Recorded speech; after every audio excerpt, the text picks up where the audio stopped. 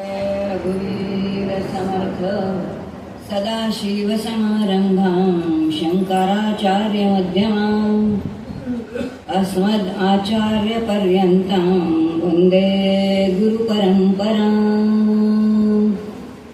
मन्नाथ श्रीजगन्नाथ मद्गुरो श्रीजगद्गुरु मदात्मा सर्वभूतात्मा तस्मै श्री गुरवे नमः। शुकास सारिखे पूर्ण वैराग्य जाचे वशिष्ठा परिज्ञान योगेश्वराचे कवी वाल्मिका सारिखा मान्यायसा नमस्कार माझा सद्गुरु रामदासा। कृपा कटाक्षाची किरणे मोह समुद्राचे आटणे घडे जय त्या श्रीकृष्णे बंधू तयाते।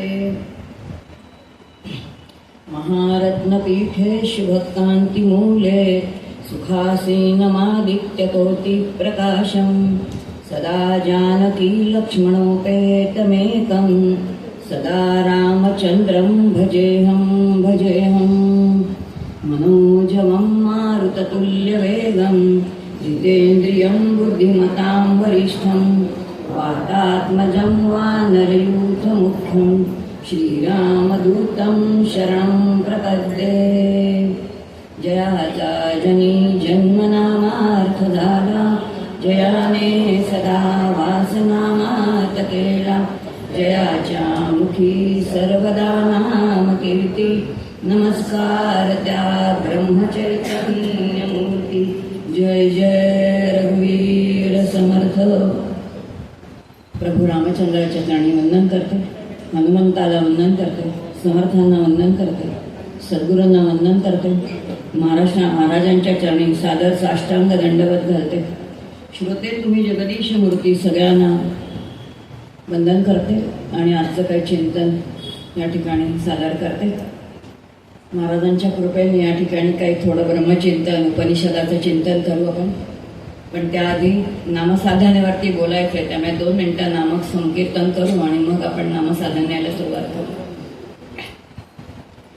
श्रीराम जय राम जय जय राम श्रीराम जय राम जय जय राम श्रीराम जय राम जय जय राम श्रीराम जय राम जय जय राम श्रीराम जय राम जय जय राम श्रीराम जय राम जय जय राम श्रीराम जय राम जय जय राम श्रीराम जय राम जय जय राम श्रीराम जय राम जय जय राम श्रीराम जय राम जय जय राम श्रीराम जय राम जय जय राम श्रीराम जय राम जय जय राम श्रीराम जय राम जय जय राम श्रीराम जय राम जय जय राम श्रीराम जय राम जय जय राम श्रीराम जय राम जय जय राम श्रीराम जय राम जय जय राम श्रीराम जय राम जय जय राम। जय जय रघुवीर समर्थ। आता श्रीदादांनी सांगितल्याप्रमाणे मी सेवेला आले। खरंच विषय दिला नव्हता, काही विषय झालाच नव्हता, काय घ्यायचंय काय नाही प्रश्न पडला। अनेक ओव्या घेतलेल्या आहेत आपण, कधी माऊलींची घेतली, कधी समर्थांची घेतली, कधी दासबोधातला नामस्मरण संपूर्ण समाज घेतलाय। मग आज काय घ्यावा असा प्रश्न पडला आणि मग असं वाटलं की नामसाधना कुठून सुरू झाली, नामसाधनेचं मूळ कुठपर्यंत आपल्याला मिळतं। संतांनी नामसाधनेचा एकमुखाने महिमा गायलाय सगळ्या संतांनी, हे आपल्याला माहिती आहे, पण त्याचं मूळ तितकंच आहे का अजून पाठीमागे कुठेतरी जेव्हा आपण जातो तेव्हा लक्षात येतं की अथर्ववेद, आपल्याकडे 4 वेद आहेत माहिती आहे, की ऋग्वेद आहे, यजुर्वेद आहे, सामवेद आहे आणि अथर्ववेद आहे। आपल्याकडे जे देवदेवतांचं पूजन आपण करतो त्यात ऋग्वेदामध्ये आवाहन कसं करायचं सांगितलेलं आहे, यजुर्वेदामध्ये प्रत्यक्ष पूजन कसं करायचं ते सांगितलं, सामवेदामध्ये त्याचं गायन, त्याची स्तुती कसं करायचं ते सांगितलंय आणि अथर्व वेदामध्ये त्याचं स्वरूप काय आहे ते सांगितलं. याच अथर्व वेदामधलं एक सुंदर उपनिषद आहे. त्या उपनिषदामध्ये ते केवळ नामसाधनेचं उपनिषद आहे आणि नामसाधना किती शास्त्रशुद्ध आहे, वेदप्रामाण्य त्याला काय आहे आणि म्हणून वेदप्रामाण्य नामसाधनेचं काय आहे त्याचं थोडं चिंतन आपण आज या उपनिषदाच्या. म्हणून विषय आहे नामाचे वेदप्रामाण्य. वेदांमध्ये नामाचं किती महत्व आलेलं आहे आणि ते कशा प्रकाराने आहे असा थोडा विचार आपण करणार आहोत. आपल्याकडे जेव्हा गुरुजी पूजा करतात तेव्हा एक शब्द आपल्या कानावरती पडतो, श्रुती स्मृती पुराण नाम. आता श्रुती स्मृती पुराण हे सगळं आपल्याला माहिती आहे. श्रुती म्हणजे काय आहे तर श्रुती म्हणजे उपनिषद आहे. स्मृती म्हणजे काय आहे तर स्मृती याचा अर्थ वेद म्हणजे मनुस्मृती आपल्याला माहिती आहे, शांडिल्य स्मृती आपल्याला माहिती आहे, गर्ग स्मृती आपल्याला माहिती आहे. स्मृती याचा अर्थ त्या त्या काळामध्ये समाज गुण्या गोविंदांनी नांदावा म्हणून ज्याच्यामध्ये नियम काही बांधलेले आहेत त्याला स्मृती म्हणतात. आपली आत्ताची स्मृती म्हणजे आपली घटना. आता आपले स्मृतिकार कोण आहेत आपल्याला सांगायची गरज आहे काय, सांगायची गरज नाही, याला स्मृती म्हणतात. मग त्यानंतर पुराण आहेत. पुराण कशासाठी आहेत, कारण वेदांमध्ये जे तत्व सांगितलेलं आहे त्या तत्वाच्या अनुभूती ज्या वेळेला आपल्याला घ्यायची आहे तेव्हा ती अनुभूती घेण्यासाठी काही ईश्वराचे भक्त, संत, त्यांचे शिष्य, त्यांची जी चरित्र आहेत त्या चरित्राच्या माध्यमातून आपल्याला तो अनुभव दृढ घेता येतो. म्हणून जी सगळी चरित्र आहेत ती कुठे येतात तर ती पुराणांमध्ये येतात. अशी संपूर्ण संगती आहे आणि म्हणून पौराणिक पूजा वेगळी आहे, श्रुती म्हणजे स्मृतींची पूजा वेगळी आहे जी श्लोकांच्या माध्यमातून केली जाते आणि श्रुती ज्याला आपण म्हणतो म्हणजे वेद प्राणे ते सगळे जे आहेत तर त्या ऋचा आहेत आणि म्हणून वैदिक ऋचा आहेत. बरेच वेळेला गुरुजी वैदिक ऋचा म्हणून पूजा करतात. आता आपल्या घरी कोणत्या प्रकारची पूजा गुरुजी करतायत एवढं तरी आपल्याला कळलं पाहिजे. जर आपल्याला काही कळत नसतील तर त्या ऋचा आहेत, त्या श्लोक असतील तर ते कळेल आपल्याला की ते काय आहेत तर ती स्मृती आहे आणि जर संत वचनांनी करत असतील तर ती पुराणातली पूजा आहे. असं साधा साधा त्याचा सरळ अर्थ असो. पण वेदांमध्ये हा सगळा विचार येतो. मुळामध्ये वेदांमध्ये आपली संस्कृती म्हणजे काय आणि या संस्कृतीमध्ये उपासनेला किती महत्व आहे हा विचार येतो. आता संस्कृती म्हटल्यानंतर पहिला शब्द येतो तो म्हणजे संस्कार. आता संस्कार हा इतका वेगळा आहे की आपल्याला वाटतं संस्कार कोणीतरी कोणावरती करायचं आहे, असं नाहीये. वेद असं म्हणतं की प्रत्येक गोष्टीला जी जी गोष्ट या विश्वामध्ये निर्माण झालेली आहे त्याला विकार आहेच, त्याला विकार आहे पण त्याला संस्कार जाणीवपूर्वक करावा लागतो. दूध आहे, तुम्ही त्याच्यावरती काही केलं नाही तरी सुद्धा ते नाशणार आहे. सरळ आहे. याचा अर्थ दूध नाशणं हा विकार, याच्यासाठी वेगळं काही करावं लागत नाही. पण ते दूध जर मला बराच काळ टिकवायचं असेल तर त्या दुधाला मला विरजण घालावं लागतं. विरजण घातल्यानंतर त्याचं ताकाचं मंथन करावं लागतं. मंथनातून लोणी काढावं लागतं. लोणी काढून तूप काढलं तर ते 10 वर्ष पण टिकतं. शाश्वताचा जेव्हा आपल्याला अनुभव घ्यायचा आहे, शाश्वत आपल्याला समजून घ्यायचं असेल तर आपल्याला मंथनच केलं पाहिजे आणि म्हणून आपल्याला संस्कार जाणीवपूर्वक करायचे, विकार सहज होणार आहेत सांगितले. मग हे संस्कार कोणी कोणावरती करायचे, मानवाने करायचे. कशासाठी, कारण मानवाची बुद्धी अत्यंत विकसित आहे. वेद खूप सुंदर विचार करतो बरं का. वेदांचा विचार असा आहे मानवाची बुद्धी इतकी विकसित आहे की तो सगळ्या प्रकारचा विचार करू शकतो.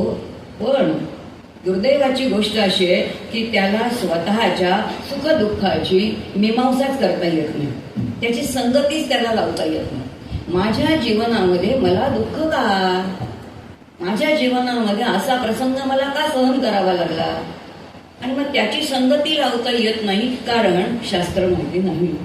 मग आपण ज्याची उपासना करतोय एक तर त्याची उपासना तरी करत राहतो, मग ती यांत्रिकपणाने होते, प्रेमाने होत नाही.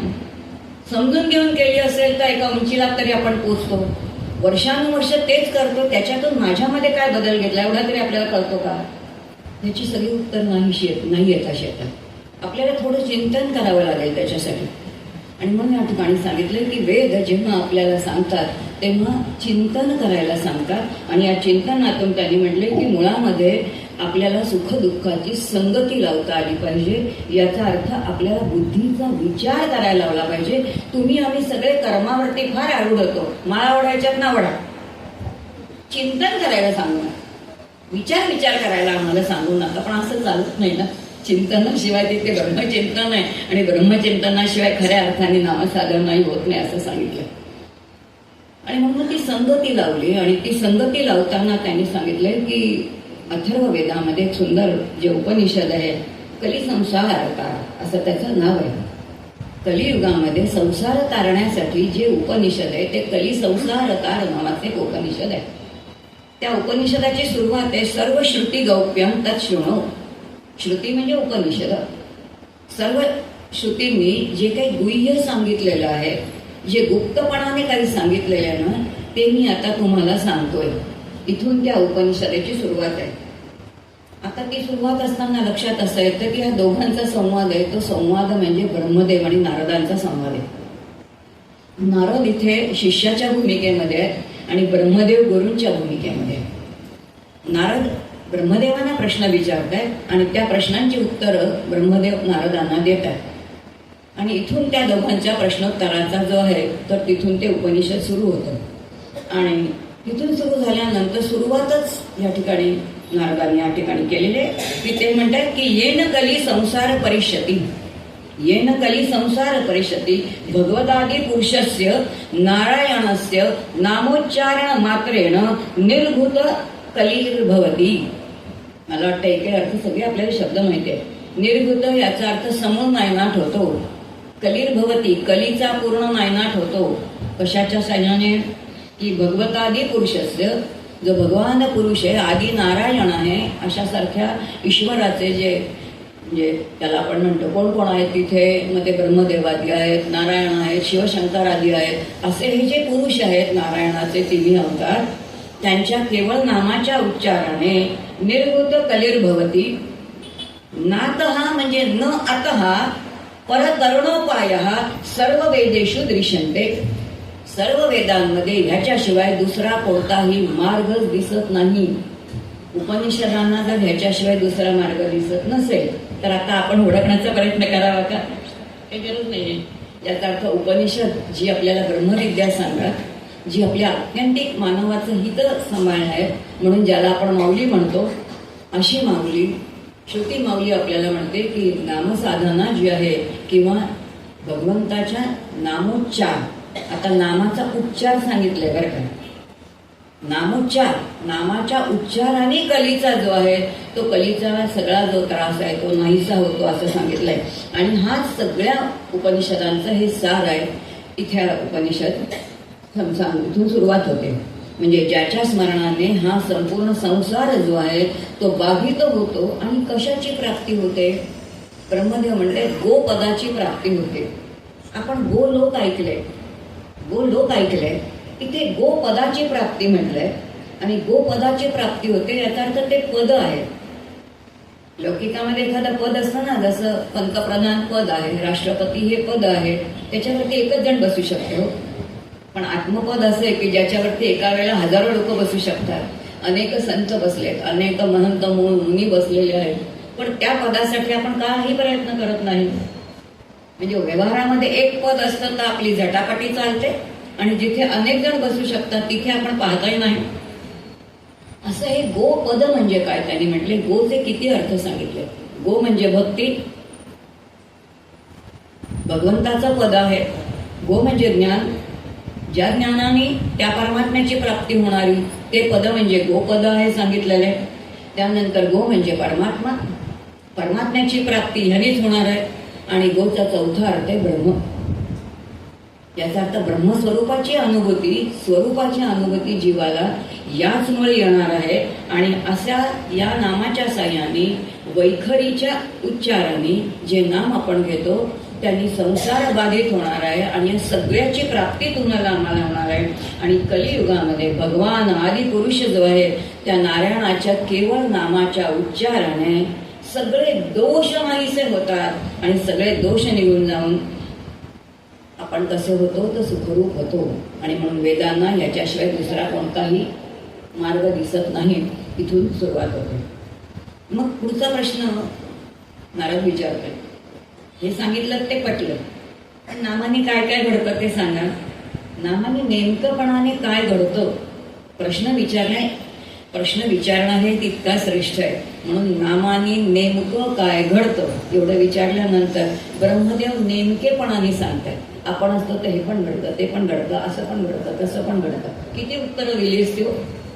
पण संत आहेत ज्यांना कमीत कमी शब्दात बोलावं लागतं, आणि म्हणून त्यांनी एका फक्त दृष्टांताने सांगितलं. ते असं म्हणतात की आकाशात सूर्य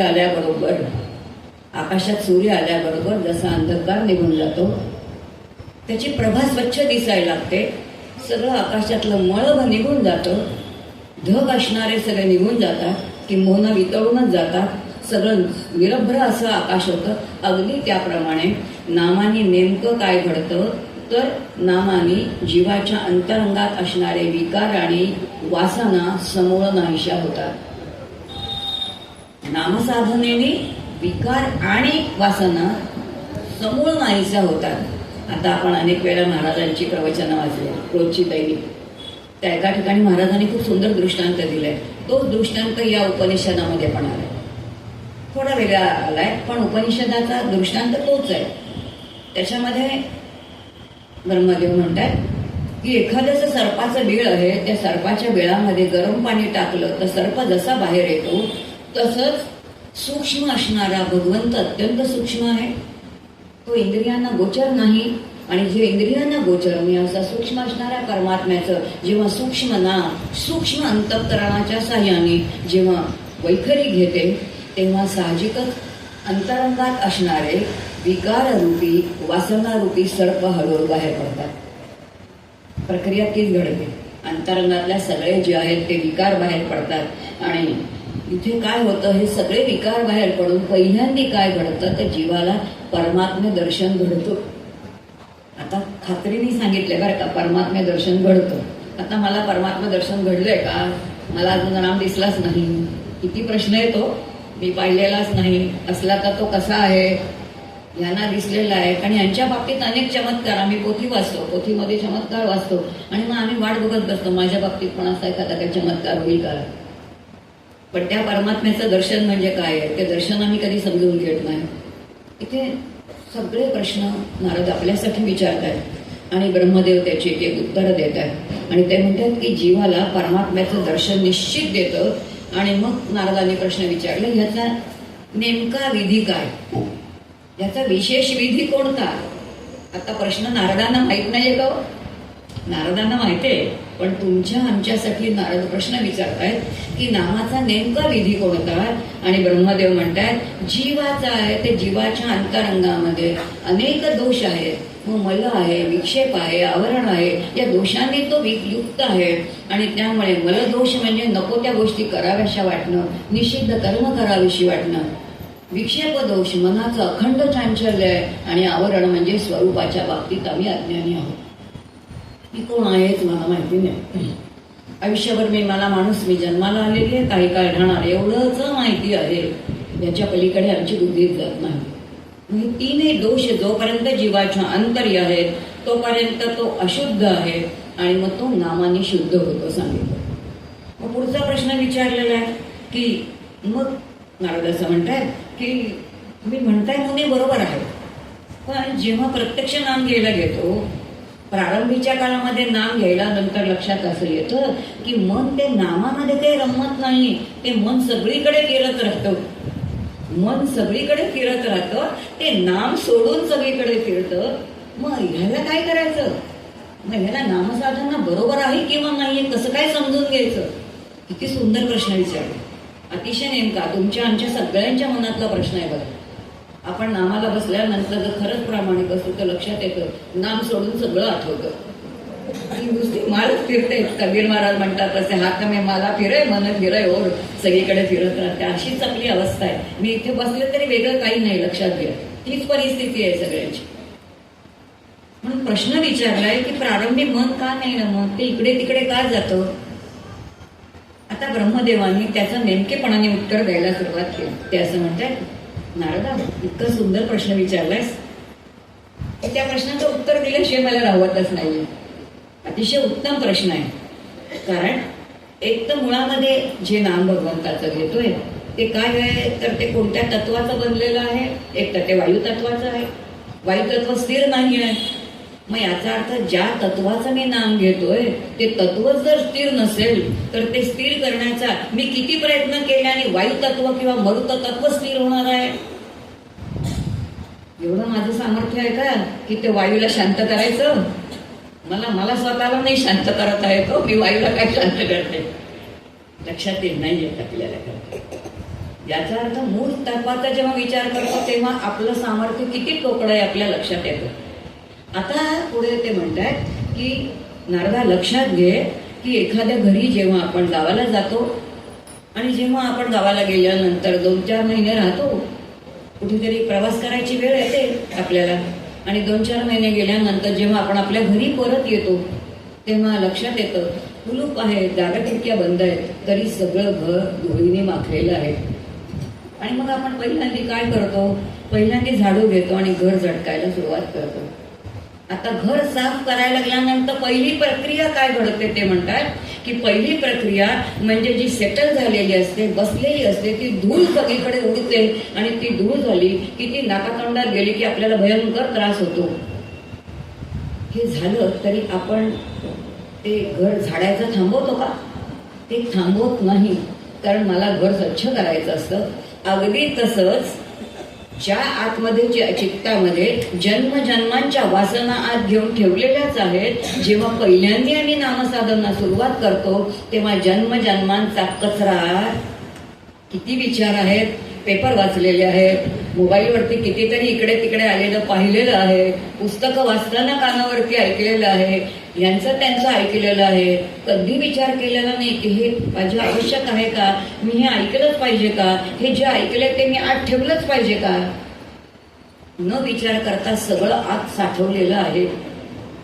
आता ही धूळ उडणं याचा अर्थ जेव्हा नाम घ्यायला लागतो तेव्हा ही आतमध्ये बसलेली धूळ उडते.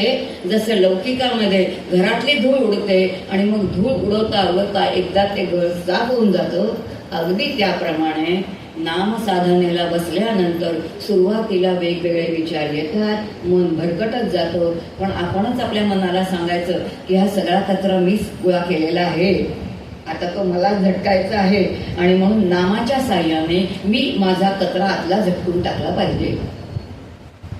सद्गुरू आमचे खूप छान सांगतात, लहान मुलांना लिहायची सवय असते आणि लिहिलं खोडायची सवय असते. तसं आम्ही आमच्या अंतःकरणावरती इतक्या वासना घेतलेल्या आहेत. नाम म्हणजे काय तर ते खोडरभर आहे. थोडा ते काढा सगळ्या. ते जोपर्यंत काढत नाही, शुद्ध होत नाही, तोपर्यंत नामही स्थिर होत नाही. आणि जोपर्यंत नाम स्थिर होत नाही तोपर्यंत नामाचा नामी कोण आहे हे मला कळत नाही. नामाच्या साह्याने मला नामाच्या नामीपर्यंत जायचं आहे हे कधी विसरायचं नाही. कारण नाम कशासाठी घ्यायचंय तर नामीचं समग्र स्वरूप जाणण्यासाठी.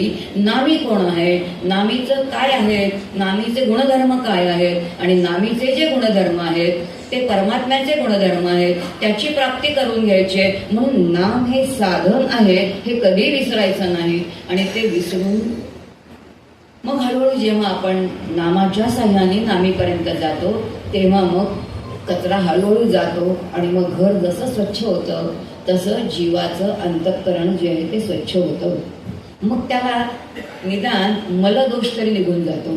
चुकीची कर्म करावीशी वाटत नाही. आपल्याला वाटतं छे आम्ही कुठे चुकीची कर्म करतो, आम्ही कधी चुकीची कर्म करत नाही. आपल्या हातून चुकीचं कर्म होतं असं आपल्याला आयुष्यात वाटत नाही बरं का. आपल्याला वाटतं मी केलेलं बरोबरच आहे, असं नसतं. शास्त्रशुद्ध कर्म वेगळी असतात आणि आपण केलेली कर्म वेगळी असतात. आणि म्हणून नेमकी शास्त्राला घासून प्रत्येक कर्म जे म्हणतात समर्थ म्हणतात सावध साक्षेपे आणि दक्ष तया तात्काळाची मोक्ष. माझी प्रत्येक कृती माझं प्रत्येक कर्म जर मी शास्त्रावरती घासून पाहिलं नाही तर ते शुद्ध आहे किंवा नाही हे मला कळणार नाही.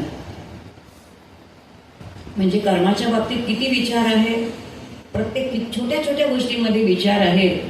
मग हा विचार करूनच आपल्याला कर्म करावं लागेल. म्हणजे विचारांमध्ये कर्म करणं म्हणजेच काय आहे, कर्मांमध्ये विचार आला की तो योग या स्तरावरती गेला. म्हणजे विचार करून कर्म केलं की योग घडलं. मग आता योग करणं अवघड आहे का? आम्ही म्हणतो गीतेमधला तो कर्मयोग आम्हाला काही कळत नाही.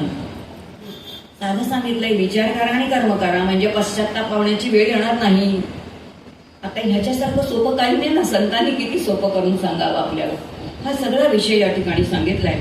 आणि मग पुढचा प्रश्न विचारलाय, खूप सुंदर प्रश्न विचारलाय. नारद विचारताय, मुने आता एका प्रश्नाचं उत्तर सांगा, नामसाधनेने काय काय घडतं? नामसाधनेने काय काय घडतं हे सांगा. आणि काय कशा प्रकारे आणि नाम म्हणजे काय? दोन प्रश्न विचारले.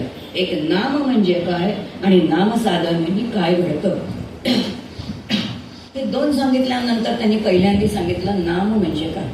जे नाम आपण घेतो, आता ही उपनिषदातली व्याख्या सांगते. त्यांनी असं म्हटलं, नाम म्हणजे जे आपण भगवंताचं नाम घेतो ते कशाला नाम म्हणतात? केवळ आम्ही नाम घेतोय त्याला नाम म्हणतच नाही.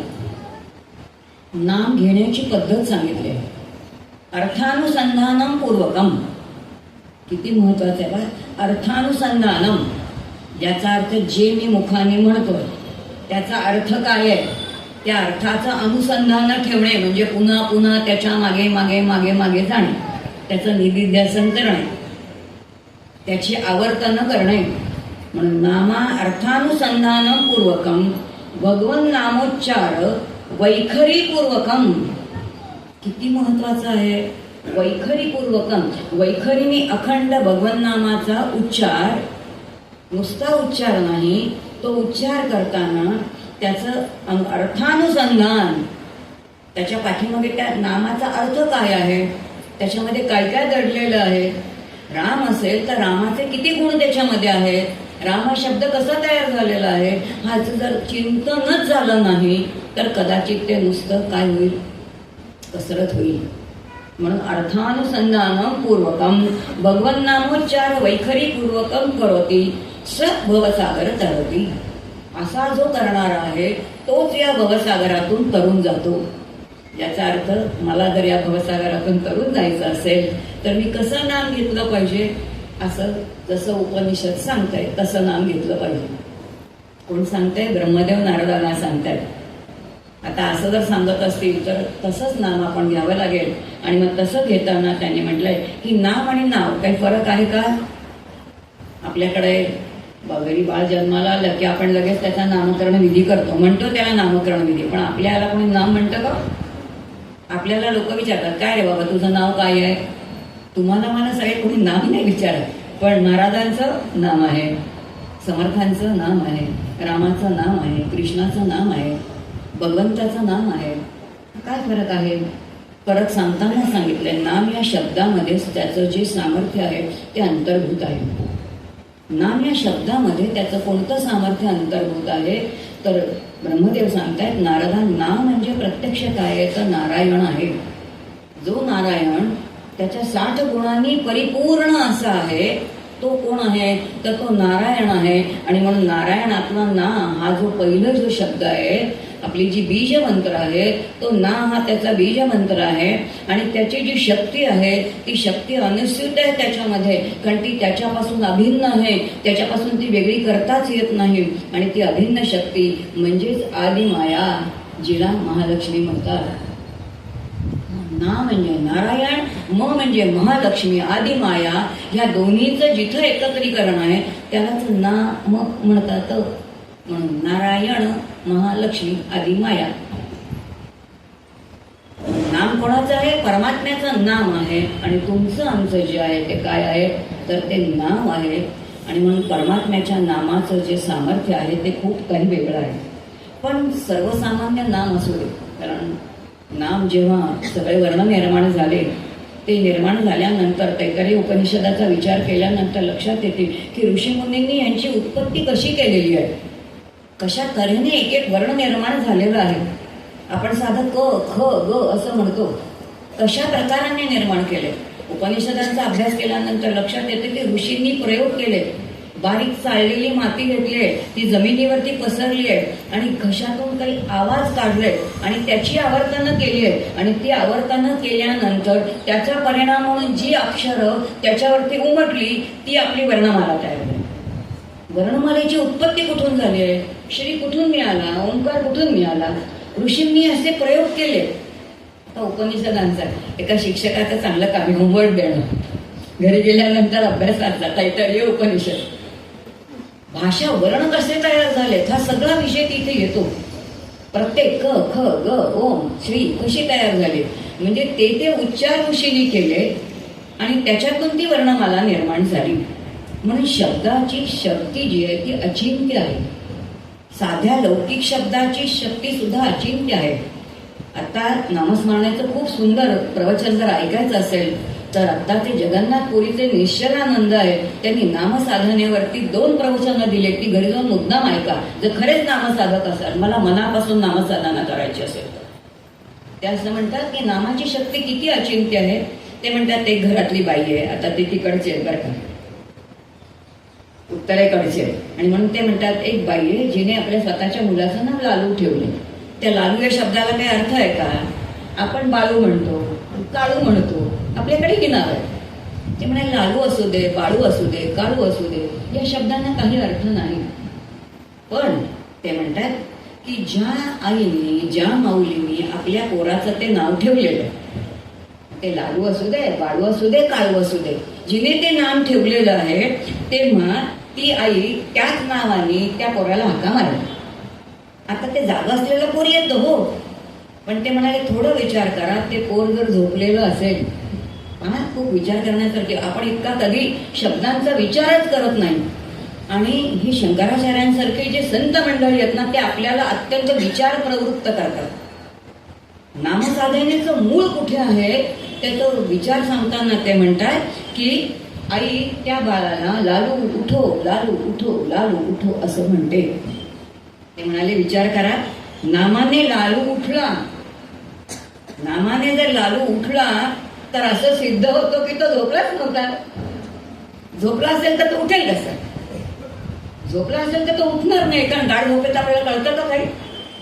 गाढ झोपेमध्ये जिथे मला माझ्या देहाचं भान नाहीये, गाढ झोपेमध्ये जिथे मला विश्वाचं भान नाहीये, जिथे सगळं विश्वलयाला गेलेलं आहे, जिथे माझं अस्तित्वच शिल्लक नाहीये, मी मूळ स्वरूपाला प्राप्त झालेलो आहे. जे माझं मूळ स्वरूप आहे ते ज्ञान दशेमध्ये मी ब्रह्मस्वरूपालाच प्राप्त झालेलो आहे, जीवाला कळतच नाही.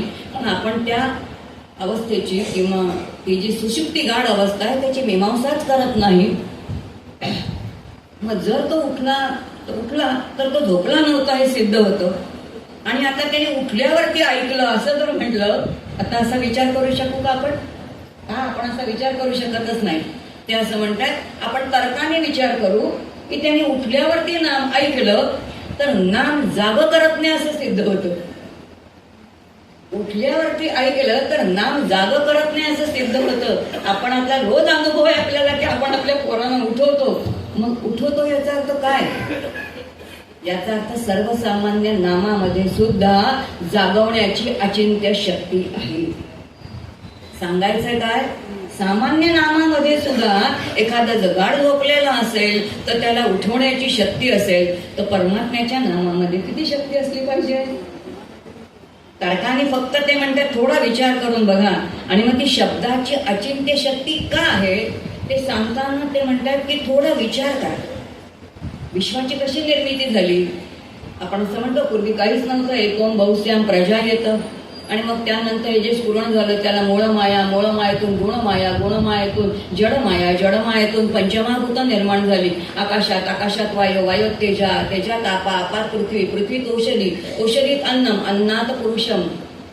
84 लक्ष योनी अशा तऱ्हेने तयार झाल्या. ही शास्त्रांनी लावलेली संगत आहे की जेव्हा संगती निर्माण झाली तेव्हा ते असं म्हणतात की आता बघा व्यवहारातलं उदाहरण दिले बरं का, नामसाधनेसाठी कशा प्रकाराने नामाचं चिंतन करणं. त्याच्याकडे ते म्हणतात एखादं लाकूड आहे ते जेव्हा आपण कापतो तेव्हा कटकट कटकट कर कर कर कर कर कर आवाज येतो की नाही? काय काय ठोकलं कर कर कर करवत फिरवली तर कर कर कर कर आवाज येतो. याचा अर्थ हा आवाज नादमय आहे, तिथे काहीतरी शब्द आहे. हा शब्द सुद्धा कसा आहे? नादमय आहे. या नादमय शब्दाला ते म्हणतात हा पार्थिवमय शब्द आहे. याला पार्थिवमय शब्द असं म्हटलंय. पुढे त्याने म्हटलंय की आता हे पार्थिव म्हणजे पृथ्वी तत्व, जे लाकूड आपल्याला दिसतंय. लाकूड जमिनीतून झाड आलेलं आहे म्हणून ते पार्थिव अनिष्ट असं ते नादमय असा तो शब्द किंवा तो नाद आपल्या कानावरती पडतो. मग पृथ्वीच्या नंतर पृथ्वी ज्याच्यातून निर्माण झाली ते तत्व कोणतं आहे? जलतत्व आहे. मग ती नदी आणि सरोवर.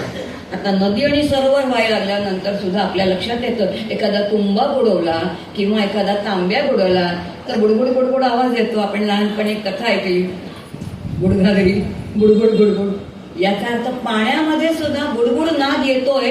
याचा अर्थ बुडबुड हे जलमय आहे आणि म्हणून ते आपोनिष्ठ आहे.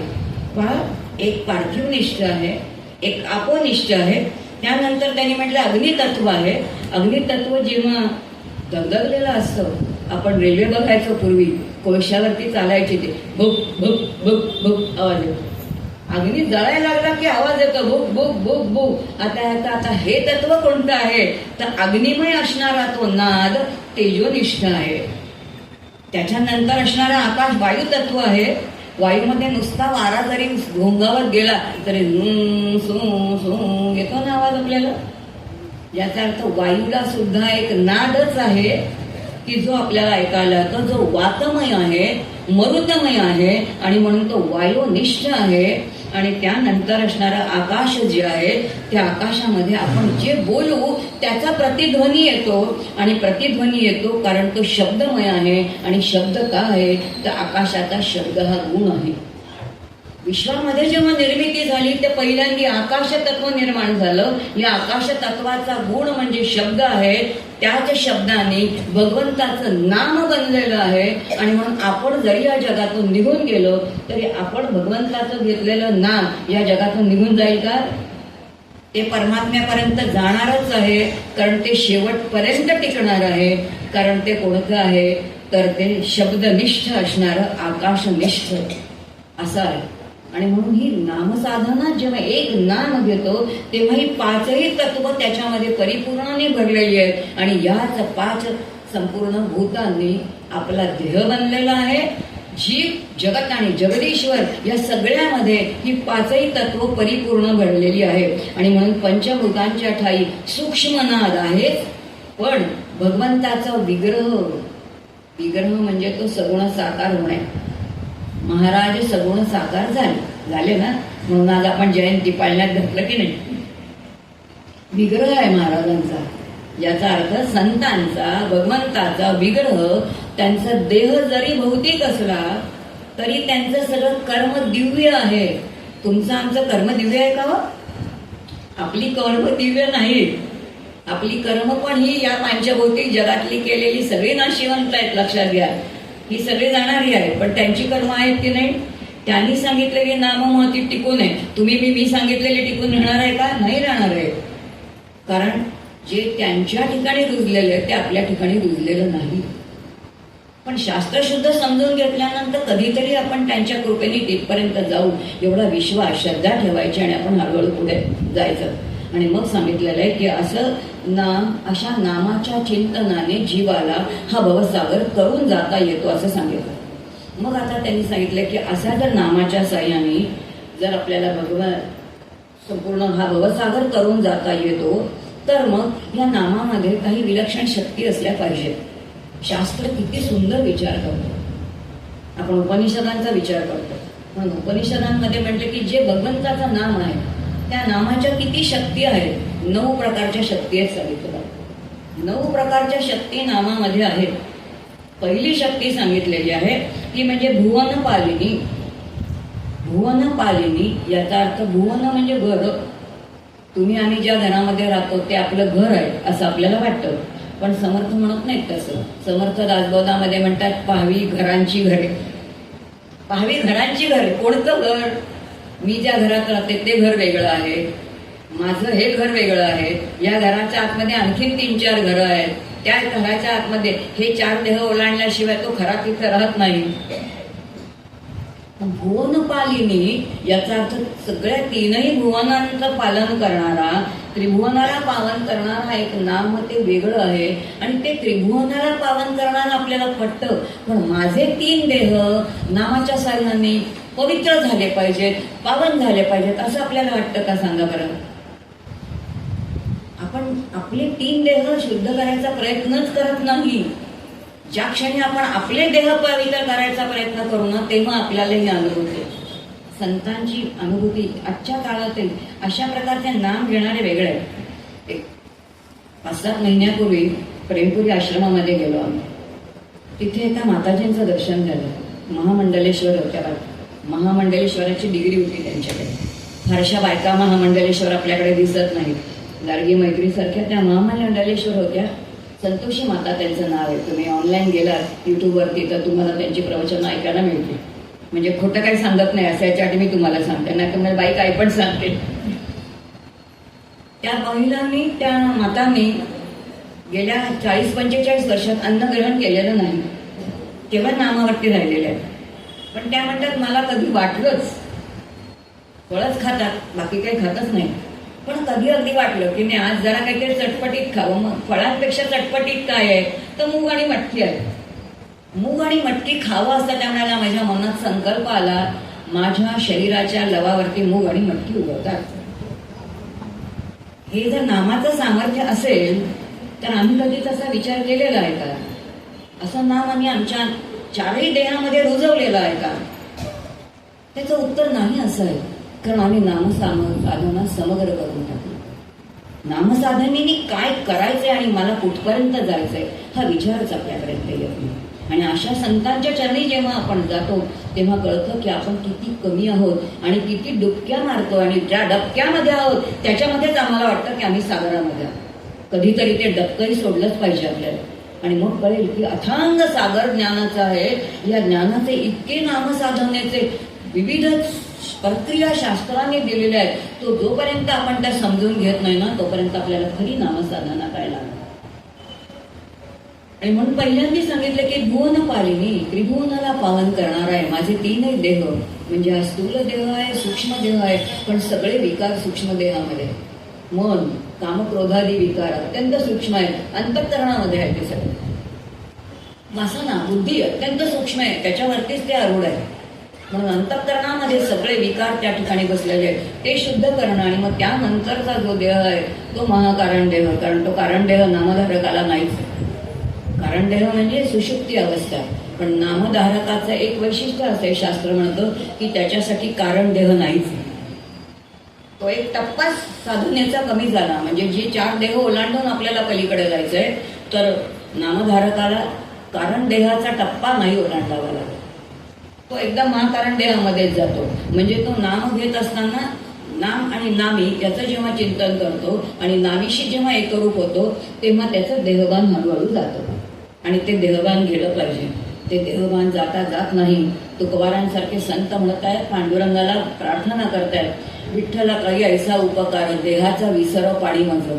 तेव्हा आपल्याला चूल देहाचा विसर सहजासहजी पडणार नाही. पण ते पडू शकतो नामसाधनेनेच हे पडू शकतं असं या ठिकाणी सांगितलंय. म्हणून पहिली शक्ती सांगितले भुवन पालिनी. दुसरं सांगितले सर्व व्याधी निवारिणी.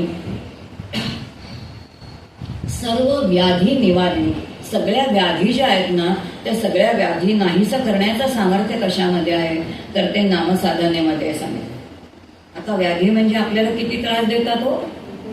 सतत काहीतरी गुडघे तरी दुखतच असतात, पाय तरी दुखत असतात, कंबर तरी दुखत असते. सतत काही ना काहीतरी होत असतं. शरीराचे दोष आपले जातच नाही. आधी व्याधी आणि उपाधी 3ही गोष्टी त्रासच देतात.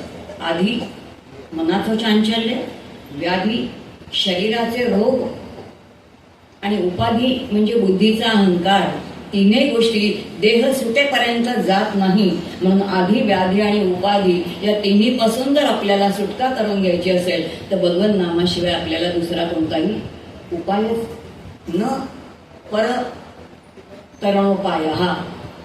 ज्याच्याशिवाय दुसरा उपाय वेदेशू दिसत नाही. पहिलंच विधान आपण बघितलं. म्हणून सर्व व्याधी निवारणे. तिसरं म्हणजे सर्व दुःख हारिणी. सर्व दुःख हारिणी याचा अर्थ सगळी जी काही दुःख आहेत. आता ही दुःख खरं सांगायचं तर कशी आहे तो ही सगळी आगंतुक आहेत. यातलं एक तरी मूळच्या स्वरूपाचं आहे का आपलं? आपली सगळी दुःख ही आगंतुक आहेत जी आम्ही आमच्यावरती लादून घेतलेली आहेत. ती खरं आपली नाहीच आहेत. ती आपण लादून घेतलेली आहेत. कारण त्याला आमंत्रण आपणच केलेलं. आणि आपण केलं म्हणजे आपल्याच कर्मांनी केलेलं आहे, बाकी कोणी केलेलं नाही. आणि म्हणून सर्व दुःख हारिणी भगवन नाम हे सर्व दुःखांचं काय करणारं आहे, तर हरण करणारं आहे सांगितलं. त्यानंतर म्हटलंय मलदोष निवारणम. जीवाच्या मध्ये अंतःकरणामध्ये असणारा मलदोष जो आहे तो मलदोष नाहीसा करणारा म्हणजे कोणतं आहे, तर ते भगवन नाम आहे. जर मुखामध्ये नाम असेल तर ज्याचा नाम घेतोय तो सतत जागृत असतो.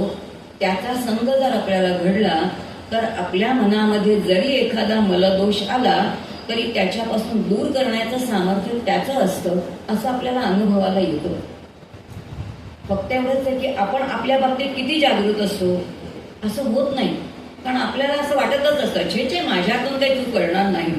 मी फजिती सांगते. माझे एक दिवस प्रवास करत होते, धुळ्याला चाललेले होते. कल्याणला बसले, धुळ्यापर्यंत चालले.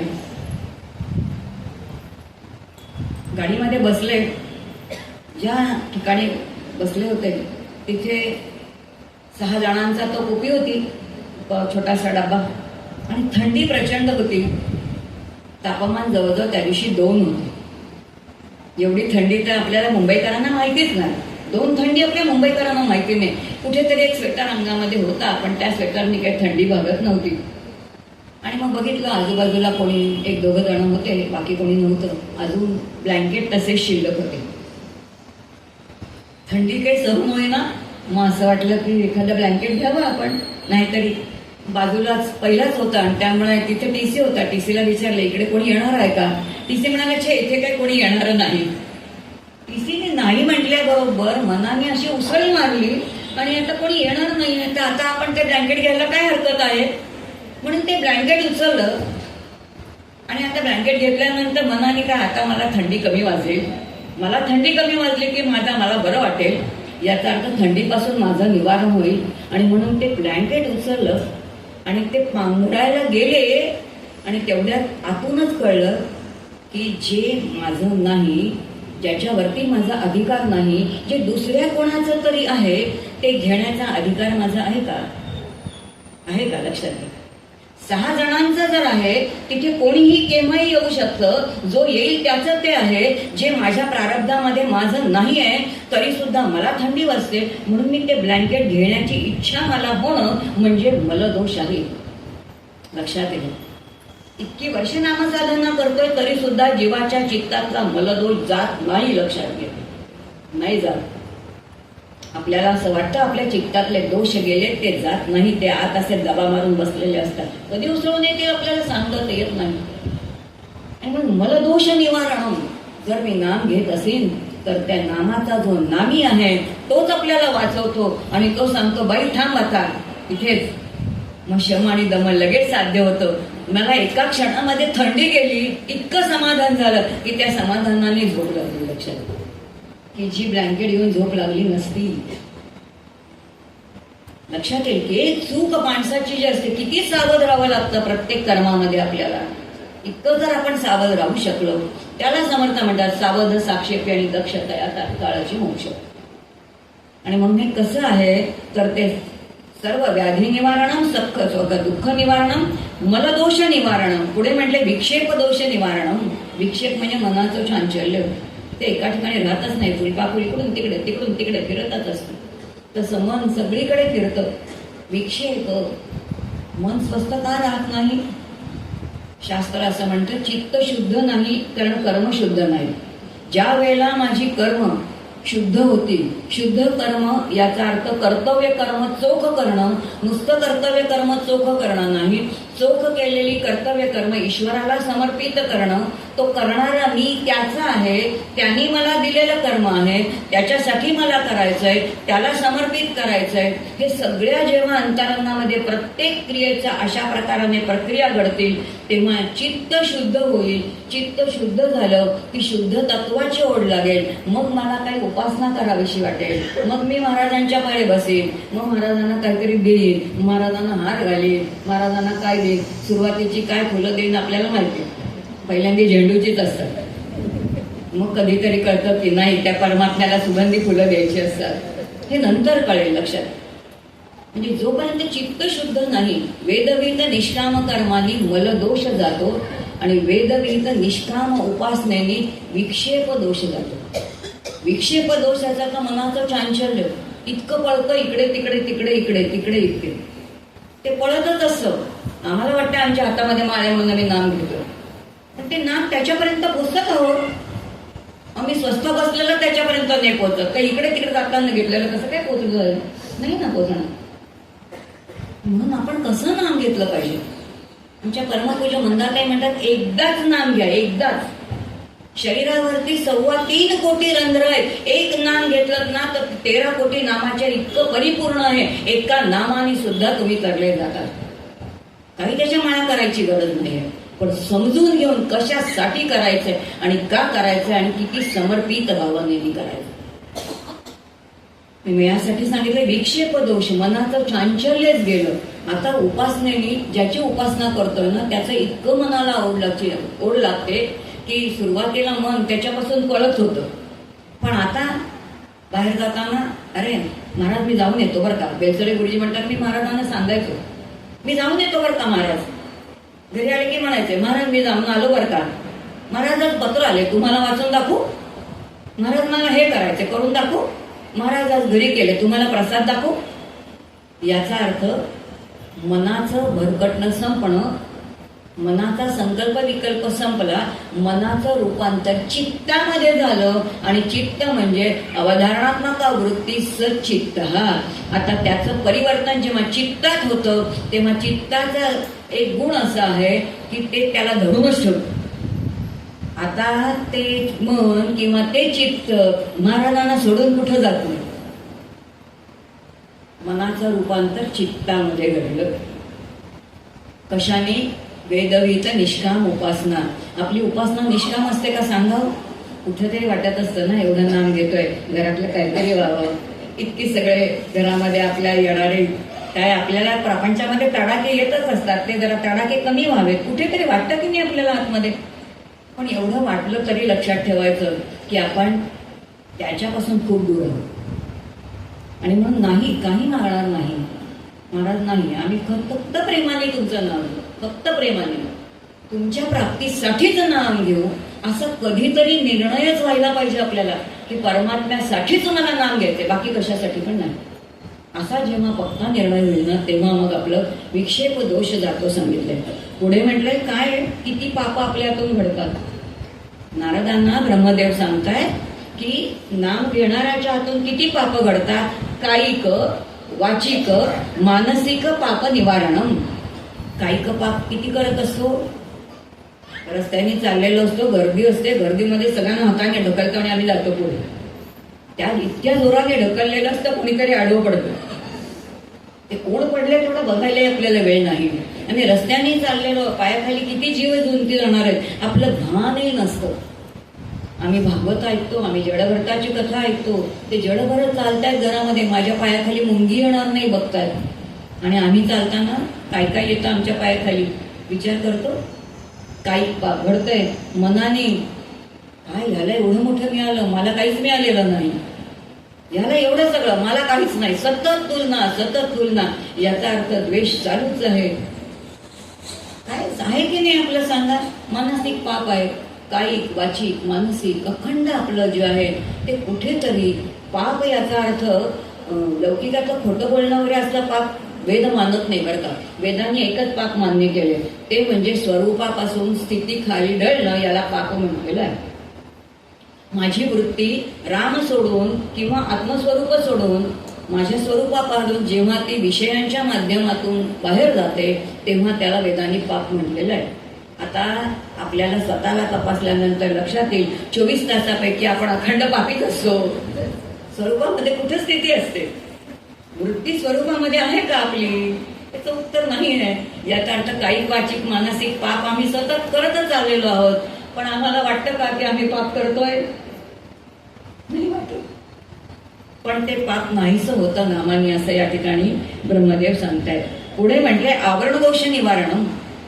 आवरण दोष याचा अर्थ स्वरूप. मी कोण आहे?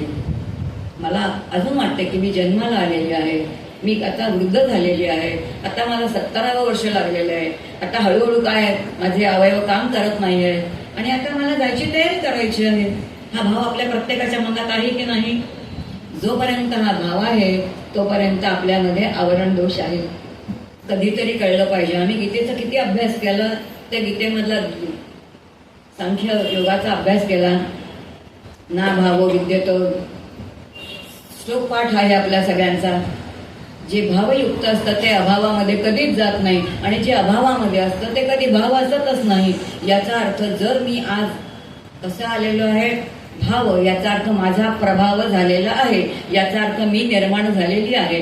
तर मी निर्माण झालेली आहे याचा अर्थ ज्याचा भाव होतो ते नाही असं कधीच नसतं. काही काळामध्ये अव्यक्तामध्ये जाईन पण मी पुन्हा येणारच आहे, कारण माझ्या आतमध्ये शाश्वत तत्व आहे. मग कधीतरी कळलं पाहिजे ना की मी शाश्वतच आहे.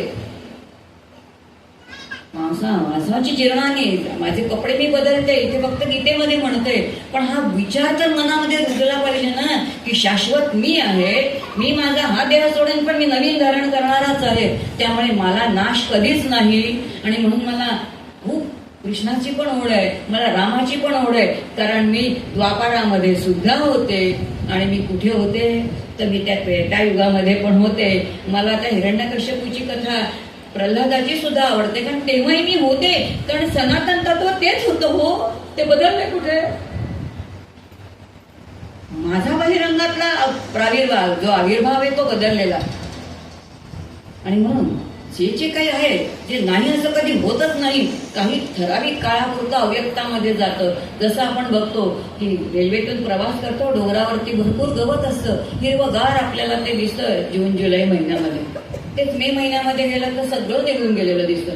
सगळे ते पर्वत डोंगर ओके भोके दिसतात आणि त्यांना कोण पाणी देतं? काही नाही. एक दिवस पुन्हा ते हिरवेगार होतात. याचा अर्थ काही काळापुरतं ते अव्यक्त दशेत जातात, पुन्हा त्यांचं रूप धारण करतात. अगदी तसे आपण सुद्धा आपल्या मूळ स्वरूपामध्ये अव्यक्तामध्ये जाणार आणि पुन्हा येणार. त्यामुळे जाणं नाही आणि येणं नाही हे जेव्हा मला कळेल की मीच शाश्वत आणि सनातन आहे, तेव्हा जाणं येणं शिल्लक आहे का हो? हे ज्याला कळलं त्याला आवरण दोष नाही जाणं. केव्हा कळेल? नामाच्या साह्याने इथपर्यंत बुद्धीची मजल गेली पाहिजे. हे स्वतःचं चिंतन केलं पाहिजे की मी कोण आहे, माझं स्वरूप काय आहे, कशासाठी मला नामसाधना करायची आहे, हे सगळं या ठिकाणी सांगितलंय. आणि मग म्हटलंय मुक्ती प्रदाय नाम, नाम मला मुक्ती देणार आहे. 4 प्रकारच्या मुक्ती सांगितल्या. सलोकता आहे, समीपता आहे, स्वरूपता आहे आणि सायोज्यता आहे. 4ही प्रकारच्या मुक्ती मला नामाच्या साह्याने मिळणार आहे. पहिल्या 3 ज्या आहेत त्या नाशिवंत आहेत आणि जी शेवटची आहे सायोज्यता, 6शी युज होणं म्हणजे त्या परमात्म्याशी एकरूप होणं, याची देही याची डोळा भोगी मुक्तीचा सोहळा जो म्हटलेला आहे तो शाश्वत आहे. आणि ह्या मुक्तीचा 4चा लाभ कशाच्या साह्याने आहे तर तो नामसाधनेने असं सांगितलंय. शेवटी सांगितलंय स्वरूप साक्षात्कार प्रदायनम. नामसाधनेने काय होतं? स्वरूपाचा साक्षात्कार. मी कोण आहे, माझं रूप. शास्त्राने खूप छान सांगितलंय, आपलं रूप बघायचं असेल तर आपल्याला आरशामध्ये पाहावं लागतं, पण आपलं स्वरूप बघायचं असेल तर आपल्याला उपनिषदांचा अभ्यास करावा लागतो. तर उपनिषदांचा अभ्यास नाही केला चालेल का? नाही चालणार. त्याचा अर्थ उपनिषदांचा अभ्यास आपल्याला करावा लागेल. स्वरूप प्रदायनम, स्वरूपाचा साक्षात्कार. आणि स्वरूपाचा साक्षात्कार म्हणजे साक्षात काही दिसणं नाही. आपल्याला साक्षात्कार म्हटलं की वाटतं आला समोर सगुणाचं दर्शन आलं, दिसलं, रामाचं दर्शन झालं, कृष्णाचं दर्शन झालं, दत्तांचं दर्शन झालं. आपण म्हणतो आम्ही तिकडे गेलो, आम्हाला अनुभव आला, आम्हाला काहीतरी दिसलं. वेदांत त्याच्यावरती विचार करतो की दिसलं आणि गेलं असेल तर तो अनुभव असेल का? अनुभव म्हणजे शाश्वत असला पाहिजे. आणि साक्षात्कार याचा अर्थ साक्षात दिसणं नाही, साक्षात तेच होणं. आता तेच होणं म्हणजे कसं? एकच दृष्टांत आपल्याला तुकोबारायांनी सांगितलंय आणि नाथांनी सांगितलंय. तुकोबाराय जो दृष्टांत देतात त्या असं म्हणतात, लवण जैसे पुन्हा जळाचे बाहेरी येत नाही खरे त्यातून या, त्यासारखे तुम्ही जाणा साधू वृत्ती पुन्हा न मिळती मायजाळ. लवण जर पाण्यामध्ये विरघळलं तर ते पाण्यामध्ये विरघळलेलं लवण पुन्हा आपल्याला मिळत नाही, हा सिद्धांत आहे. तसं एकदा साधू वृत्ती, एकदा भगवत दर्शन झालं, एकदा नामाच्या साह्याने नामी कोण आहे ते कळलं नामीचा विश्वास ठाम आपला बसला, श्रद्धा बसली की मग ती वृत्ती पुन्हा सद्वृत्ती सोडून, संतांना सोडून, परमात्म्याला सोडून कुठेही एकीकडे जात नाही. आणि आता मी भगवताकार झालोय हे सांगायला पण ती शिल्लक राहते. कारण बोलायची भाषा म्हणजे येतो वाचा निवर्तन्ते अप्राप्य मनसासह. मला दर्शन झालं बरं का असं म्हणणाऱ्याला कधी दर्शन झालेलं नाही. हिनोपनिषदाचा विषय आहे की जो म्हणतो मला दर्शन झालेलं आहे त्याला ते झालेलं नसतं, पण जो म्हणतो मला कळलेलं नाहीये त्याला ते कळलं असण्याची शक्यता असते. कारण त्याच्याकडे अहम नाही. जिथे अहम आहे तिथे ते नाही. माऊलींची सुंदर वे. माऊली असं म्हणतात की नवल अहंकाराची गोठी नलगे अज्ञानियांचे पाठी, परी ज्ञानियांचे कंठी झोंबतू जाय. हा अहंकाराचं नवल आहे की ते ज्ञानांना बरोबर तो त्यांच्या कंठाला झोंबतो. पण जे अज्ञानी आहेत म्हणून आपण बघतो हे वारकरी आहे तो कोणत्या ठिकाणी शिकायला गेले, कोणत्या शाळेमध्ये, पण त्यांना जी ज्ञानेश्वरी कळते ते आम्ही एमएच्या परीक्षेमध्ये वाचले तरी आम्हाला कळत नाही. आम्ही किती संगती लावायला सुरुवात केली तरी आम्हाला ज्ञानेश्वरी नाही कळत, आम्हाला तुकोबांची गाथा नाही कळत. आणि तो एखादा शेतकरी एका मिनिटात आपल्याला सांगून जातो. आपल्याला वाटतं आपली आमची बुद्धी खूप सूक्ष्म आहे, पण नाही.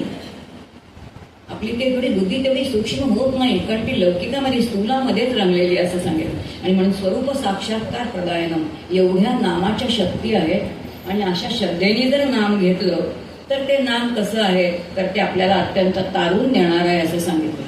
खूप छान कथा या संदर्भामध्ये सांगितले की पहिलंच जे आहे दुसरं की नाम सर्व व्याधी निवारे. एक आपण फक्त कथा बघू, त्याची खूप सुंदर कथा आहे.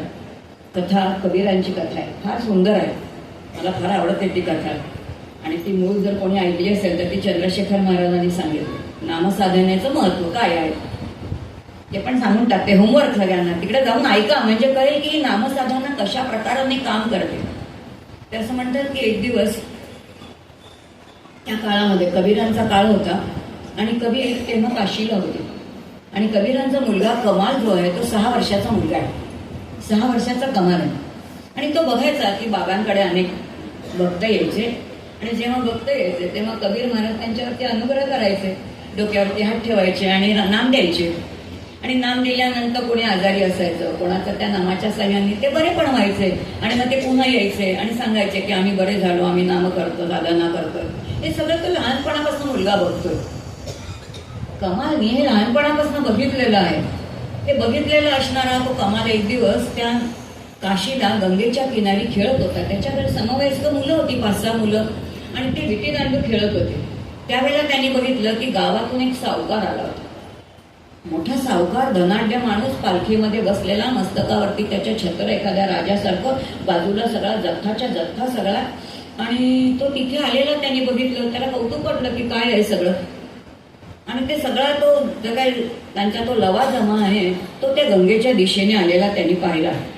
आणि मग आल्यानंतर त्यांनी बघितलं की ते सगळे लोक मुखाने फक्त श्री राम राम राम राम रामाच्या नावाचा असा अखंड तिथे तो घोष चाललेला आहे. त्याला नवल वाटलं, इतक्या रामाच्या नावाचा घोष कशासाठी, इतके कशासाठी करतात. लहान मुलगा चौकस म्हणून त्यांनी विचारलं की हे सगळं काय चाललेलं आहे. आणि ते जे लोक जथ्था होता बाजूला गावकरी जमलेले होते त्या गावकऱ्यांनी सांगितलं हे जे आहेत ना हे आमच्या गावातला सावकार आहे. या सावकाराला एक रोग झालाय, म्हणजे त्वचेचा रोग झाला, तो कोडासारखा रोग. आणि तो बरं व्हावं म्हणून त्यांनी खूप प्रयत्न केले. तो रोग ते बरा झाला नाही. मग त्याला कोणीतरी एका संतांनी सांगितलं तू रामनाम घे म्हणजे तू बरा होशील. त्याला सांगितलं तू रामनाम घे म्हणजे तू बरा होशील. म्हणून यांनी राम राम राम राम घ्यायला घेतलं, रामनाम घेतलं, तरी ते कोडकंही बरं झालं नाही. आता ते बरं झालं नाही तर म्हणाला आता त्या रामनामावरती माझा विश्वासच नाही, तेव्हा मी आता असं करतो, मी गंगेत जातो आणि माझा देह समर्पित करून टाकतो गंगेला. पण त्याला चैन नाही, बरं तर व्हायचं होतं, देहाची आसक्ती होती. गावकऱ्यांना सगळ्यांना सांगितलं तुम्ही दिवसभर माझ्याकडे यायचं, तुमची भोजनाची सोय मी करणार, तुम्ही फक्त दिवसभर काय करायचं, रामराम म्हणायचं. रामराम म्हणायला गावकऱ्यांना बोलवलं. गावकरी दिवसभर रामराम म्हणताय, त्यांना भोजन देत आहे. आणि असं करत करत त्या गावकऱ्यांच्या सारखं तो सगळा जथ्था कुठं आला तर तो त्या गंगा किनारी काशीला आला. हे सगळं त्यांनी ऐकलं. हा विटीदांडू खेळणारा एक मुलगा आहे, तो म्हणतो हे काही खरं नाही. तो त्यांना म्हणते की अहो नाही, माझ्या बाबांनी किती रोग आहेत ना ते फक्त रामनामाच्या साह्याने बरे केलेले मी बघितलेले आहेत. तुम्ही जरा थांबा, मी ते कोण आहेत ते मला सांगा बरं. 6 वर्षाचा मुलगा एवढासा, आणि तो म्हणतोय तो कोण आहे, तो मला दाखवा बरं, ज्यांना कोणाला तो रोग झालाय त्वचेचा. आणि हा छोटासा कमाल त्यांच्याकडे गेला, त्यांना नमस्कार केला, कारण वडिलांचे संस्कार होते हो. त्याला नमस्कार केला मनापासून आणि म्हणाला मी कोणाचा मुलगा आहे, मी कबीरांचा मुलगा आहे. माझ्या बाबांनी अनेकांचे रोग बरे केले, फक्त राम या शब्दाने हो. मी फक्त तुम्ही सांगतो तेवढं आहे का, मी बाबांनी काय केलं ना ते बघितलेले, ते मी तुम्हाला सांगतो. आणि म्हणून तो म्हणाला तुम्ही फक्त राम म्हणा आणि गंगेत बुडी म्हणा आणि उठा. आता गंगेत देहार्पणच करायला आलेला होता तो सावकार. बघू आता काय पोरगा म्हणतोय, हे पण करून बघूया म्हणून एक डुबकी मारली, परत वरती आला, काही बरा झाला नाही. कमाल म्हणाला असं कसं झालं, बाबा तर एकच डुबकी मारायला सांगतात, ते बरा कसा नाही झाला, एवढे लोक राम राम म्हणतात आणि हा बरा नाही झाला, यार ते बहुतेक यांनी काहीतरी पाप केलं असलं पाहिजे. तो म्हणतो असं करा ना, मी पुन्हा विनंती करतो, आणखीन एक डुबकी मार, राम म्हणा आणि डुबकी मारा. दुसरी डुबकी मारली, परत बाहेर आले, बरेच नाही झाले. आता मात्र हा घाबरला, म्हणाला मी बाबांचं ऐकलेलं नाही, ह्याला बरा कसा होत नाही. तो म्हणता तुम्ही आता असं करा, परत एकदा तिसऱ्यांदा राम म्हणा आणि डुबकी मारा, तुम्ही नक्की बरे व्हाल, तुम्ही नक्की बरे व्हाल. हा त्याची श्रद्धा होती. असं म्हणून जेव्हा त्या सावकाराने डुबकी मारली तिसऱ्यांदा राम म्हणून आणि तो जो बाहेर आला तो बराच झाला. तर त्या बरा झाल्यानंतर एवढा आनंद, एवढंसे छोटंसं पोर, या पोरांनी सांगितलं म्हणून मी बरा झालो असं त्याला वाटायला लागलं. आणि त्यांनी त्या सावकाराने तुला काय पाहिजे, जे माझ्या बाबांनी सांगितलं पैसे बिसे, माझे बाबा कुणाकडनं पैसे घेत नाही, माझे बाबा दिवसभर काय करतात, विणकाम करतात, तेव्हा पैसे बिशे आम्ही काही नाही घेणार, तुम्ही बरा झालात ना झालं, मला झाला, मी चाललो माझ्या बाबांकडे. त्या मुलाने पैसे घेतले नाहीत, मोह झाला नाही, काही नाही, पण त्याला इतका आनंद झाला, तो धावत धावत धावत आपल्या बाबांकडे गेला. आणि तो बाबांना म्हणते बाबा खरं सांगू का, एक मोठा कोण होता, तर तो असा सावकार जो देह गंगेमध्ये समर्पित करायला आलेला होता, त्याला कोड झालेलं होतं आणि असा तो आलेला होता आणि मी तुमचं बघितलं होतं ना, आणि ते त्याला सांगितलं आणि तो ना 3दा राम म्हणून बरा झाला. त्याला वाटलं बाबा माझं खूपच कौतुक करतील, मनात आलं बाबा माझं खूपच कौतुक करतील. असं कौतुक तर काही कबीरांनी केलंच नाही. आणि कबीरानं अत्यंत संताप आला. ते म्हणते माझ्या रामाला तू किती त्रास दिलास, 3 वेळा, माझ्या रामाला 3 वेळा त्रास दिलास, हे पटलंच नाही. कबीरांनी काय करावं, त्या सूक्ष्म बालकाला अहमचा बाधा होईल, 6 वर्षाच्या पोराला संत काय करतात मला सांगायचंय, संतांचं कार्य काय असतं जगात. कबीर म्हणताय त्या 6 वर्षाच्या पोराला मी एक तुला पत्र लिहून देतो, हे पत्र घेऊन तू कोणाकडे जा, तर हे पत्र घेऊन तू कुठे जा, तर तू आता त्या गंगेच्या किनारी कोण आहेत, तर तिथे 3 जण समकालीन होते, कबीर महाराज, तुलसीदास आणि सूरदास, 3घही समकालीन होते आणि 3घही काशीमध्येच होते. त्यांनी सांगितलं की एक तुला चिठ्ठी लिहून देतो, एक पत्र लिहून देतो आणि ते पत्र घेऊन तू कुठे जा, तर ते पहिल्यांदा तुलसीदासांकडे जा. आता तुलसीदासांकडे हा गेला आणि त्याच्यावरती कबीरांनी दोहा लिहून पाठवलेला होता. कबीरांनी त्याच्यावरती लिहिलं तर दुबा वंश कबीर का, दुबा वंश कबीर का, कबीराचा वंश बुडाला. कबीराला मुलगा आहे लक्षात घ्या, पण कबीर म्हणतायत माझा वंश माझ्या मुलांनी बुडवला, कारण त्याचा रामानामावरती विश्वास बसला नाही, म्हणून त्यांनी 3दा काम करायला लागलं. कबीरांना आवडलेलं नाही आणि म्हणून कबीर लिहून देत आहे दुबा वंश कबीर का, उपजो पुत्र कमाल, कमाल सारखा पुत्र माझ्या प्रारब्धी आला, असा मुलगा माझ्या आला. 3 राम नाम असे कोडी किया बहाल, 3दा राम नाम घ्यायला लावून त्यांनी एका कोड्याला बरं केलं, जे मला आवडलेलं नाही. असं त्यांनी लिहून कोणाला पाठवलं, तुलसीदासांकडे. तुलसीदासांना कळलं काय आहे ते, या मुलाचा असलेला तो सूक्ष्म अहंकार तो काढायचा आहे. कबीरांनी काय तिथे गेल्यानंतर तुलसीदासांनी काय केलं म्हणे, तुलसीदासांनी आणखीन पुढे कमाल केली. आता संतांकडे काय सिद्धी सगळ्या आहेत, तो रिद्धी सिद्धी आजूबाजूला सगळ्या आहेत, त्या कमी आहेत का, काहीच नाही.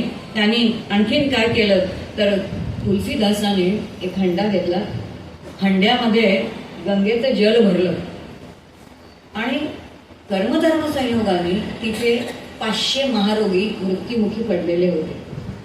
500 महारोगी, एक नि दोन नाही, 500 महारोगी मृत्युमुखी पडलेले होते.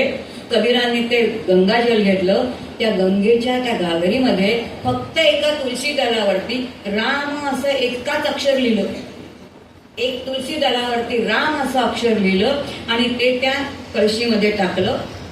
ते पाणी सगळ्या त्या महारोगी 500 जे आहेत त्यांच्यावरती प्रोक्षण केलं आणि जे गेलेले महारोगी होते ते सगळे खडखडीत बरे झाल्याने उठून बसले. कमाल बघतोय, काही म्हणावंच लागलं नाही. एकदा रामनाम फक्त तुळशीवरती लिहावं लागलं. तुलसीदासांनी तेवढं लिहिलं आणि रामनामाची ताकद काय आहे ते आता कमालला समजली. आता धावत धावत तो पुन्हा कबीरांकडे आला आणि म्हणतो, बाबा तुम्ही सांगितलेलं कळलं बरं का, रामनामाचं सामर्थ्य पुष्कळ आहे. पण परत काय म्हणतोय, मला कळलं बरं का रामा, बाबा तुम्ही सांगितलेली रामनामाची ताकद मला कळली असं तो म्हणतोय. ते सुद्धा कबीरांना सहन झालं नाही. कबीर म्हणाले, आता असं कर, मी आता आणखीन एक दोहा लिहून देतो, तू आता सूरदासांकडे जा. सूरदासांकडे पाठवलं म्हणे. आता सूरदास आपल्याला माहितीये जे कसे आहेत, त्यांना ज्ञानचक्षु आहे, चर्मचक्षु नाही, अंध आहे. पण त्यांचं भागवत, त्यांच्या इतकं सुंदर भागवत कोणाचं नाही. असे ते सूरदास आहेत. कुठे होते ते? गंगा नदीच्या किनाऱ्यावरती पडलेले होते. अत्यंत दीन, कधी मागितलंच नाही कोणाला, दिलं तर खायचं नाही तर नाही. त्यांची परिस्थिती म्हणजे काय, अत्यंत दीन असे असणारे गंगा तेरी वाळूवरती पहुडलेले होते. आणि त्यावेळेला कमाल तिथे गेलेला आहे आणि त्यांनी एक चिठ्ठी दिली. ती चिठ्ठी दिल्यानंतर ते सूरदास म्हणतं की माझ्या बाबांनी चिठ्ठी दिली. हो का, मग काय दिले, वाच रे बाबा. गंमत अशी झाली की जेव्हा कमाल आला तेव्हा सूरदास म्हणाले, अरे कमाला तू आलायस काय, ये ये. कमाल विचार करतो, यांना तर दिसत नाही, यांना माझं नाव कसं माहिती. कमाल ये असं म्हणतोय की हे काय, यांच्याजवळ काय सिद्धी आहे की काय, असा तो विचार करतोय. आणि म्हणून त्यांनी ते चिठ्ठी दिली. चिठ्ठी दिल्यानंतर सूरदास म्हणतात, अरे ह्याच्यात काय लिहिले जरा वाचून दाखव, कारण मला वाचता नाही येत, मला डोळे नाही येत. तो विचार करतोय ना, डोळे नाहीत पण मी आलेलो दिसतो, मी कमाला हे कळलं आणि हे दिसत नाहीये का, ठीक आहे तर वाचतो म्हणाला. आणि म्हणून त्यांनी वाचलं. त्याच्यावरती लिहून दिलेलं होतं पुन्हा कबीरांनी, तुलसी ने 500 कोड किए बहाल, तुलसी ने 500 कोड किए बहाल, कितनी किंमत की है राम नाम की लाल. माझा जो लाल आहे ना, त्या लालाने रामनामाची काय किंमत केली आहे, जरा या मुलाला शिकवा. असं कोणी लिहून पाठवलं, कबीरांनी लिहून पाठवलं. बापा सासा खरंय की नाही सांगा, आपल्याला नाही मिळाले नाही तर आपण कधीच गेलो असतो. कबीरासारखं असतं तर कुठे गेलो असतो मला सांगा, आपण इतके फिरत राहिलो असतो काय, नाही फिरत राहिलो असतो. तेवढं दिलं. आणि सूरदास म्हणताय कमाला, अरे ते गंगेचं नदीचं प्रवाह आहे ना, त्या प्रवाहामध्ये जरा बघ रे, तिकडे एक प्रेत वाहत चाललं. कमाल म्हणतोय यांना तर डोळे नाहीत आणि हे म्हणते प्रेत. म्हणतो कुठं, अरे बघ ना तिकडे त्या प्रवाहाच्या त्या बाजूला बघ जरा उजवीकडे, ते एक प्रेत वाहत चाललंय. आता कमालाने बघितलं, खरंच ते प्रेत वाहत चाललं. जा ते प्रेत घेऊन ये म्हणून. आता कमाल पाजत गेलाय तिथे. त्यांनी ते प्रेत कसं बसं आणलंय, आता ते प्रेतच होतं, जड झालेलं होतं. पण आता काय त्यांनी आणलं, त्याच्या अंगात ताकद आणली. पण सांगितलेली ताकद तिकडची होती, ती आता रामाची होती, बाबांची होती, सूरदासांची होती.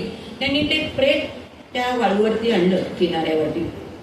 आणि आता सूरदास म्हणतात, कमाल असं कर, त्याचं कान कुठे जरा मला दाखव बरं. कमाल म्हणतोय, मी आलेलं यांना कळलं, माझं नाव कमाल हे कळलं, काय वाचले ते कळलं, ते प्रेत चाललंय हे कळलं, आणि कान कुठे कळलं नाही. होय, हे काय वेगळंच दिसतंय. कमालाच्या मनात इतक्या शंका येतो, कारण तो जीवाचं प्रतीक तुमचं आमचं, त्याच्या शंकाच जात नाहीयेत. पण सूरदास म्हणतात, कमाल असं कर, त्याचा कान कुठे ते बघ आणि तो कान मला कर. आणि माझं मुख जे आहे ना, ते माझं मुख त्या कानापाशी ने, माझं मुख त्या कानापाशी ने. एवढे सूरदासांनी सांगितलं. आणि तेवढं नेल्याबरोबर काय केलं त्यांनी, तर त्यांनी आता त्या प्रेत नेलं आणि ताटपडून दाखवलं की इकडे प्रेताचा कान आहे. ते कान बघितल्याबरोबर सूरदास वाकले आणि सूरदासांनी त्या प्रेताच्या कानामध्ये रामातला फक्त रकार इतक्या जोरात फुंकला, केवळ तो रकार इतक्या जोरात फुंकला, परिणामी ते प्रेत उठूनच दिसलं. मग त्याला कळे त्या कमलाला कळेच ना, इथे रामही म्हणावं लागलं नाही, केवळ रकार, एक रकार. आणि मग ही कथा म्हणजे काय आहे? ही संतांनी सांगितलेली कथा नाहीये. रकार, राम शब्द ज्या 3 वर्णांनी सुरू झालेला आहे तो रकार आहे, अकार आहे आणि मकार आहे. आणि म्हणून राम तापनीय उपनिषद आपल्याला सांगतं ही 3ही बीजाक्षर आहेत. आणि 3ही जर बीजाक्षर असतील तर याच प्रणवाच्या 3 मात्रा आहेत. आणि मग या 3 मात्रा असल्यामुळे या 3 मात्रांनी बनलेला जो शब्द आहे तोच राम आहे. आणि त्या रामाच्या शब्दाची आवर्तनं आपल्याला करायची आहेत. आपण राम न म्हणता काय काय म्हणतो? मला बाकीचं काही म्हणायचं नाही. आपण काय म्हणतो विचार करायचा बरं का. शास्त्राला मान्य नाही. शास्त्र म्हणतं फक्त राम हीच बीज मंत्र आहेत. पुढे त्याने म्हटलं राम जर माझ्या जिभेवरती नाचावा असं वाटत असेल तर मीच माझ्या जिभेला कधीतरी सांगितलं पाहिजे की बाई ग तू कोण हो? तू कौसल्या माता हो. जर तू कौसल्या माता झालीस ना, कौसल्य दृश्यपरा तू, जिची दृष्टी अत्यंत समान आहे, जिला सगळं दृश्य समान जग दिसतंय. आणि म्हणून आपला मिळालेला वाटा ती कैकेयीला काढून देणारी, हे माझं आहे म्हणून ठेवलेलं नाही. अशी दृष्टी जिच्याकडे, अशी ती कौशल्य आहे.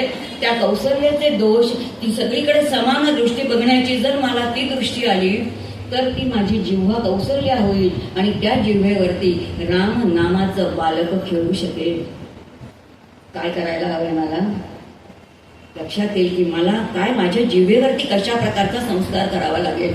जर मला कृष्ण नाम वाटत असेल तर त्या कृष्णाने माझ्या जिव्हारूपी अंकावरती बसावं असं मला वाटत असेल तर मला यशोदा व्हावं लागेल. याचा अर्थ किती मला माझ्यामध्ये बदल करावे लागतील एवढा विचारच आपण करत नाही. आणि मग आता या ठिकाणी पुन्हा आपल्याला जे ब्रह्मदेव आहेत ते राम या शब्दाचं वर्णन करताना करतात की राम हा शब्द म्हणजे काय आहे. हे 3ही जे आहेत हे 3 म्हणजे बीजाक्षर आहेत. र जे आहे ते र म्हणजे साक्षात काय आहे तर ते सूर्यबीज आहे. र हे सूर्यबीज, सॉरी, र हे अग्निबीज आहे. र हे अग्निबीज आहे, अ हे सूर्यबीज आहे आणि म हे चंद्रबीज आहे. आता जे र हे अग्निबीज आहे, अग्नीचं कार्य काय आहे? अग्नीचं कार्य एकच आहे. अग्नी ज्याच्या ज्याच्या सहवासामध्ये येतो त्याचं नाम आणि रूप नाहीसं करून टाकतो आणि आपलं स्वतःचं रूप त्याला बाहेर करून टाकतो. काही शिल्लकच ठेवत नाही, काही शिल्लक ठेवत नाही बरं का. सामान्य अग्नी काहीतरी शिल्लक ठेवतो, पण संतांची भाषा बघा. आपण घरामध्ये पूर्वी आपल्याकडे बंब असायचे, त्याच्यामध्ये लाकडं घातली तर राख शिल्लक राहते, कोळसा घातला तरी सुद्धा राख शिल्लक राहते. पण संत म्हणतात कापुराची ज्योती काहीतरी शिल्लक राहतं का? काही शिल्लक राहत नाही. तसं हे जे र हे अग्निबीज आहे, हे अग्निबीज आपली सगळी कर्म भस्मीभूत करतं. कर्म याचा अर्थ जी जी कर्म तुम्ही आम्ही करतो त्या प्रत्येक कर्माचा लेप आपल्याला लागतो. आणि कर्माचा लेप लागतो म्हणजे त्या कर्माचं सुख दुःख रूपी फल तुम्हाला आम्हाला भोगावं लागतो. ते भोगू नये असं वाटत असेल तर रामनामामध्ये कर्म केली पाहिजेत. आणि जेव्हा रामनामाचे कर्म करतो तेव्हा र हे जे बीज मंत्र आहे ते कर्म फळ जाळून टाकतं. म्हणजे आपल्या हातून जरी कर्म घडली तरी त्याची संचितात भर पडत नाही आणि संचितात भर पडत नसल्यामुळे त्याचं सुख दुःख रूपी फल आपल्याला भोगावं लागत नाही. आता लक्षात येईल की आपण मोक्षाच्या दिशेने पुढे चाललो की नाही. संचितात भर पडण्याची गाठडं कमी झालं. केवढा मोठा दिलासा आहे लक्षात घ्या. केवढा मोठा दिलासा आहे तुम्हाला आम्हाला नामधारकांना मिळालेला दिलासा. आणि म्हणून पहिलं बीज जे आहे ते अग्निबीज आहे. दुसरं बीज सांगितलेलं आहे अ हे सूर्यबीज आहे. आता आपल्याला माहिती आहे सूर्य आकाशात येतो, आल्याबरोबर पहिल्यांदा काय घडतं? आकाशात आल्याबरोबर पहिल्यांदा अंधकार नाहीसा होतो, ढग सगळे मळग नाहीसा होतो. याचा अर्थ सूर्य अज्ञान नाहीसा करणारा आहे. उपनिषद असं म्हणतं सूर्य म्हणजे काय आहे, तर जे परब्रह्म तत्व आहे, जे सच्चिदानंद घन परमात्मा आहे, तो सच्चिदानंद घन परमात्मा निर्गुण निराकार आहे. त्याचा अंदाज सुद्धा आम्हाला लागत नाही. पण त्याचं व्यक्त रूप म्हणजे कोणतं असेल तर ते आदित्य आहे. कारण तो केवळ आकाशात येतोय नुसतं म्हटलं तरी सुद्धा संपूर्ण विश्व कार्यरत होतं की नाही. बघा, तो आकाशात येतोय म्हटल्याबरोबर पक्षी घरट्याच्या बाहेर येतात, पशु आपल्या ज्या गुहेमध्ये बसलेले असतात ते येतात, तुमच्या आमच्यासारखे मानव, घरातल्या महिला उठतात, चढारंगोळी सुरू करतात, घरातले पुरुष उठतात, आंघोळ करतात, उदरभरणाची सोय म्हणून नोकरीला जातात. याचा अर्थ काम करा असं कोणाला सांगावं लागतं का? कोणाला सांगावं लागत नाही. केवळ ज्याच्या अस्तित्वावरती विश्व संपूर्ण जे आहे ते कार्यरत होतं, असं ते कोण आहे तर तो आदित्य म्हणजे तो सूर्य आहे. तो कसा आहे तर अज्ञान घालवणारा आहे. जो अज्ञान घालवणारा आहे, जो स्वरूपापर्यंत नेणारा आहे, की साक्षी भावापर्यंत नेणारा आपल्याला कोण आहे तर ते आदित्य तत्व आहे. आणि म्हणून आदित्याच्या उपासनेला पर्याय नाही. म्हणून आपल्याकडे मुंजी बंधन झाल्यानंतर मुलांना कोणती उपासना सांगितलेली आहे? पहिल्यांदी गायत्रीची सांगितलेली आहे. गायत्रीच्या उपासनेला पर्याय नाही. जर ज्ञान पाहिजे तर त्याच्याकडेच जायला पाहिजे, दुसरा पर्यायच नाही आहे. ज्ञानासाठी आपल्याला सूर्याचीच उपासना करावी लागेल. आणि म्हणून अज्ञान निवारण जे आहे ते कोणतं बीज आहे तर ते अबीज आहे. आता लक्षात येईल की अग्नीकडे अत्यंतिक दाहकता आहे, सूर्याकडे प्रकाशमानता आहे. दोन्ही तापले की आपल्याला किती त्रास देतात हो. मराठीमध्ये एक वचन छान आहे, अत्युच्च पदी चढता थोरही बिघडतो. 12 वाजता सूर्य सुद्धा मला तापदायक देतो हो, तो मला सुखदायक होत नाही. पण सकाळची सूर्याची किरण मला अंगावरती घ्यावीशी वाटतात, तिन्ही सांडाची मला घ्यावीशी वाटतात. म्हणजे तो तापदायकच आहे. अग्नी तर सहनच न करण्यात, त्याचा दाह सहन होण्यासारखा आहे का सांगा बरं मला. साधी घरातली काड्यापेटी असते, जरा बोट गेलं तर किती काय दाह होतो आपल्याला लक्षात येईल. या दोन्हीमध्ये दाहकता आहे. पण ही दाहकता जी आहे ती दाहकता कशाने कमी होते? म्हणून दाहकता आणि प्रकाशमानता दोन्हीला शांत करणं, मवाळ करणं हे कार्य कोणाचं असेल तर ते चंद्राचं आहे. आणि म्हणून हे चंद्रबीज आहे, जे शीतल आहे, ज्या चंद्राकडे बघितल्यानंतर आपल्याला विलक्षण आनंद होतो. किती सुंदर आहे तो. त्याची प्रत्येक कला ही आनंददायी आहे. ती छोटी असली तरी सुद्धा खूप छान आहे. अगदी त्याची द्वितीयेची जी बारीक असणारी कोर ना, ती साक्षात देवादिदेव महादेव जो साक्षात रुद्र आहे त्यांनी त्याच्या मस्तकावरती धारण केली. कशासाठी हो? कारण ती कला सुद्धा आपल्याला उत्तम कर्मयोगच करायला सांगते. लक्षात येईल की प्रत्येक कला इतकी सुंदर आहे. आपण शाळेमध्ये गेलोय, विज्ञानामध्ये इतके शिकलोय की दिवसा सूर्याच्या साह्याने वनस्पती आपलं अन्न तयार करतात, कारण का आता तिथे फोटोसिंथेसिसची क्रिया घडते. पण आम्ही कधी उपनिषदांकडे गेलोच नाही. आणि जेव्हा उपनिषदांचं अध्ययन करतो तेव्हा आपल्याला कळतं की आपल्याला असं वाटतं की सूर्यामुळे वृक्ष आणि वेलींचं काय होतं, पोषण होतं.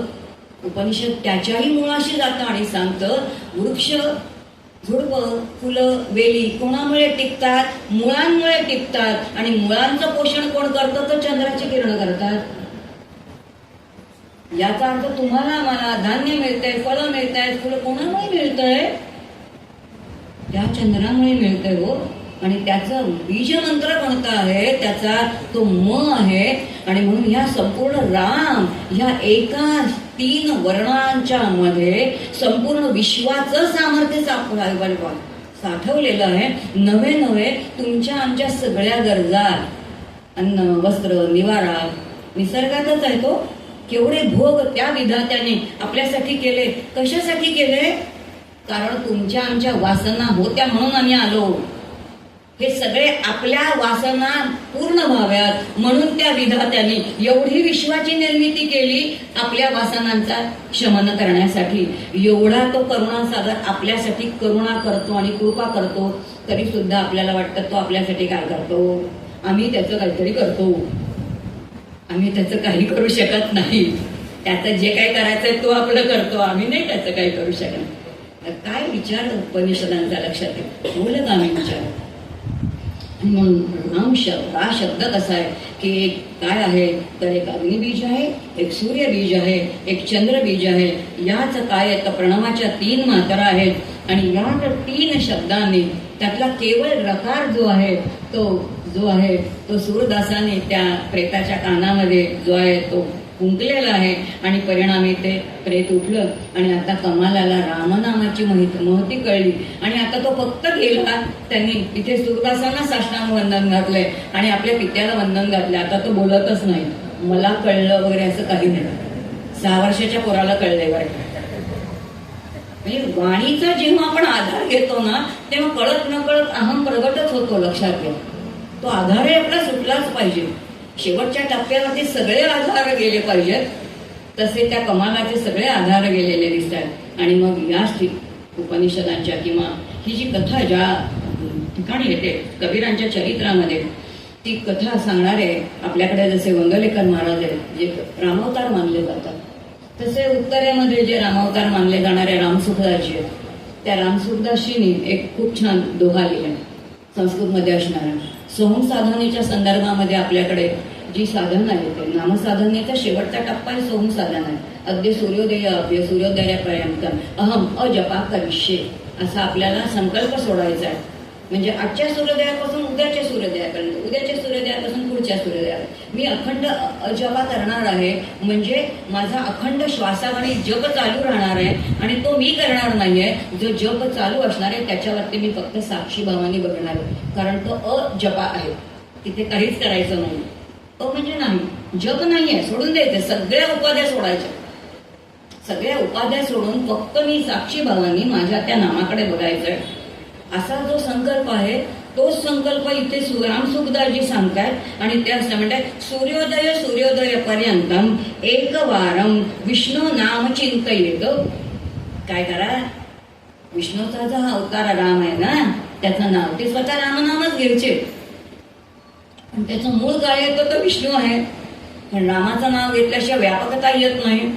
व्यापनोती इथे विष्णू, विष्णूमध्ये जो व्याप्त आहे तोच विष्णू आहे. हे त्या रामाचं स्वरूपच आहे. आणि म्हणून रामसुखदासजी म्हणतात की सूर्योदय पर्यंतम, आजच्या सूर्योदयापासून नंतरचा सूर्योदय, तिथून पुन्हा सूर्योदयापर्यंत एक वार अखंड काय करायचं आहे तर विष्णू नाम चिंतयेत. वदयत म्हटलंय का, म्हणायला नाही सांगितलंय, चिंतन करायला सांगितलंय. कारण नामाचं चिंतन म्हणजे ब्रह्मचिंतन आहे, ब्रह्म अनुपास्य आहे. पण ब्रह्माचं चिंतनच आपल्याला ब्रह्मापर्यंत घेऊन जातं आणि म्हणून नामाचंही चिंतनच केलं पाहिजे. जोपर्यंत चिंतन करत नाही तोपर्यंत आपण त्या स्वरूपापर्यंत जात नाही. मग चिंतन का, कीटक भृंग न्याय, शास्त्र समजून घ्यायचं असं की आपल्यावरती सगळी जबाबदारी येते. लक्षात, कीटक भृंग न्याय म्हटलेलं आहे, फार सुंदर न्याय आहे. ही एक फुलपाखरू आहे, त्या फुलपाखरांनी अंडी घातली की त्याची आळी होते. ती आळी झाल्यानंतर त्याचं फुलपाखरू होईपर्यंत काय घडतं, ते फुलपाखरूची जी ती मादी असते ती काय करते म्हणे, तिच्या पुढे जे मिशासारखे 2 भाग असतात तिथे एक अत्यंत टोकदार असा भाग असतो. त्या टोकदार भागाने ती त्या आळीला टोचते. त्या टोचल्यानंतर तिला वेदना होतात. वेदना झाल्या की ती आळी किती सूक्ष्म जीव आहे, पाण्यामध्ये एवढ्या पानामध्ये असणारा बारीकसा तो आळीसारखा जीव, वेदना झालेल्या आहेत. पण आतमध्ये तो चैतन्य आहे ना, त्या चैतन्याला कळतं की या रूपाने मला वेदना दिल्या. ती आळी सारखं चिंतन करते, या रूपाने वेदना दिली, या रूपाने वेदना दिली, या रूपाने वेदना दिली, या रूपाने वेदना दिली. असं करता करता त्या रूपाचं चिंतन करता करता एक दिवस आळीचं आळी पण संपून जातं आणि ती फुलपाखरू होऊन जाते. काही करावं लागलं का, कीटक भृंग न्याय. त्याप्रमाणे जो जीव नामाच्या साह्याने ब्रह्मचिंतन करतो तो देहासकट ब्रह्मस्वरूपच होतो. ब्रह्मैव भवती ही उपनिषदांची भाषा आहे. आणि म्हणून नामसाधना जी आहे ती साक्षात अनुभव घेऊन देणारी अशी असणारी ती आहे. आणि म्हणून 24 तास अखंड नामसाधना केली पाहिजे. आता इथे एक प्रयोग सांगितलाय बरं. ब्रह्मदेव सांगतायत नारदांना, हे नाम रोगनिवारणी कसं आहे, रोगनिवारणीचा अनुभव घ्यायचा असेल तर आता खरं लौकिकातलं आहे. पण तुम्ही आम्ही इतके प्रापंचिक आहोत, आपल्याला कधीतरी प्रापंचिक तडाखा बसणार आहे, तेव्हा त्याचा उपयोग होईल म्हणून थोडं चिंतन करून त्याने सांगितलं गाईच्या तुपाचा दिवा लावा, 24 तास अखंड राम राम राम राम वैखरीने त्याचा काय करा तर त्याचे आवर्तन करा. परिणामी त्या दिवावरती काजळी धरेल. ती काजळी जी आहे ना, ती काजळी म्हणजे काय असेल तर त्या काजळीने सगळे असाध्य रोग बरे होतात. आम्ही किती डॉक्टरांकडे जातो, पण रामनामाच्या काजळीने बरे होणारा दोष आहे हे जोपर्यंत आम्ही उपनिषद वाचत नाही तोपर्यंत आम्हाला कळणार नाही. लक्षात येईल की रामनाम कुठपर्यंत आपल्याला कळलं. असाध्य रोग बरं करण्याचं सामर्थ्य कशामध्ये तर त्याच्यामध्ये आहे. आणि म्हणून मुखी नाम हाती मोक्ष ऐसी साक्ष बहुतांची. 2 मिनिटं शेवटची आहेत माझ्या घड्याळामध्ये. तेवढा फक्त एक शेवटचा एक अतिशय महत्वाचा मुद्दा आहे तेवढा घेते आणि मी माझी सेवा पूर्ण करते. तुकोबराज म्हणतात की मुखी नाम हाती मोक्ष ऐसी साक्ष बहुतांची. मग खरंच ज्या क्षणी माझ्या मुखामध्ये राम आहे त्या क्षणी मला मोक्ष आहे का तर त्या क्षणी तो माझा मोक्ष आहे असं उपनिषद सांगतायत. कसं सांगतायत बघा. ते असं म्हणतात जेव्हा आपण वैखरीने नाम म्हणतो, जेव्हा आपण वैखरीने नाम म्हणतोय तर वैखरी म्हणजे माझा कोणता कोश आहे तर तो अन्नमय कोश आहे. तर अन्नमय कोशावरती अन्नावरती जो माझा देह तगतो त्याला काय म्हणतात अन्नमय कोश म्हणतात. म्हणून वैखरीने मी जेव्हा नाम घेतो तेव्हा ते नाम कुठे आहे अन्नमय कोशामध्ये आहे. पटलं ना सगळ्यांना. आता जे रामनाम मी म्हणतोय ते घ्यायचं कोणी ठरवलं हो ठरवलं कोणी पहिल्यांदा मनाने. मन म्हणतं ना पळतंय इकडे ते फार इकडे तिकडे पळतंय त्याला जरा गस्त करायचंय म्हणून मला काय करायचंय मला नामनाम घ्यायचं आहे. याचा अर्थ सूक्ष्म वैखरीच्या म्हणजे ज्याच्या आधी जो एक आतमध्ये देह आहे तो मनोमय कोश आहे. त्या मनोमय कोशामध्ये त्याने ठरवलेलं आहे रामनाम घ्यायचंय म्हणून तिथे ते नाम आहे की नाही आत आहे की नाही. पटतंय ना पटतंय ना. आपण नाम घेतो ते आत असतं ना नक्की.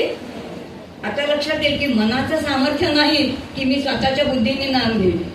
म्हणून बुद्धीने सांगावं लागतं की आपल्याला रामनाम घ्यायचंय. कारण निर्धारात्मका निश्चयात्मका वृत्ती सा बुद्धी. याचा अर्थ बुद्धीने सांगितलेलं आहे तुला नामनाम घ्यायचंय बरं का. याचा अर्थ मनोमय कोशापेक्षा सुद्धा सूक्ष्म असं कोणता एक कोश आहे तो कोणता आहे तर तो विज्ञानमय कोश आहे. त्याच्या आधी आणखीन एक छोटा कोश आहे तो म्हणजे प्राणमय. कारण नाम म्हणजे काय आहे. नाम राम हा शब्द येतो कुठून नाभीवरती जोर देतो तो वायू मुखामध्ये 8 ठिकाणी आदळतो आणि विशिष्ट शब्द निर्माण होतो तो राम हा शब्द. याचा अर्थ तो कोणतं तत्व आहे प्राणमय कोश आहे. याचा अर्थ जेव्हा मी राम म्हणते तेव्हा प्राणमय कोश पण आहे की नाही. प्राणमय कोश आहे विज्ञानमय कोश आहे मनोमय कोश आहे अन्नमय कोश आहे. आणि आता राम नाम अतिशय राम आनंद स्वरूप आहे. आणि म्हणून जेव्हा मी राम म्हणते तेव्हा मला निर्विषय आनंदाची प्राप्ती कळत न कळत झालेलीच असते. कारण नामातला आनंद हा निर्विषय आनंद आहे तो कोणताही सविषय आनंद नाही. आणि म्हणून तो आनंदमय कोश आहे. आणि म्हणून ज्या क्षणी मी राम म्हणते तेव्हा माझे 5ही कोश रामनामाने परिपूर्ण भरलेले असतात. आता वेगळं काही करण्याची गरज आहे का सांगा बरं मला. मला आता वेगळं काही करण्याची गरज आहे का. असं शास्त्र जर समजून घेऊन आपण नामसाधना केली तर ती नामसाधना किती उंचीवरती जाईल. अशी ती उंची दर्जेदार अशी साधना जी महाराजांनी केली आहे तशी ती साधना महाराजांनी करून घ्यावी आपल्याकडून.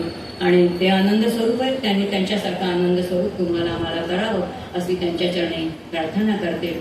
आणि केलेली सेवा महाराजांच्या चरणी समर्पित करते. ज्यांच्यामुळे या सेवेला मिळाली ते शिरीष दादा ते ईश्वर स्वरूप आहेत त्यांच्या चरणी ही सेवा समर्पित करते आणि वाणीला विराम देते. हरे राम राम राम हरे हरे. हरे कृष्ण कृष्ण कृष्ण हरे हरे.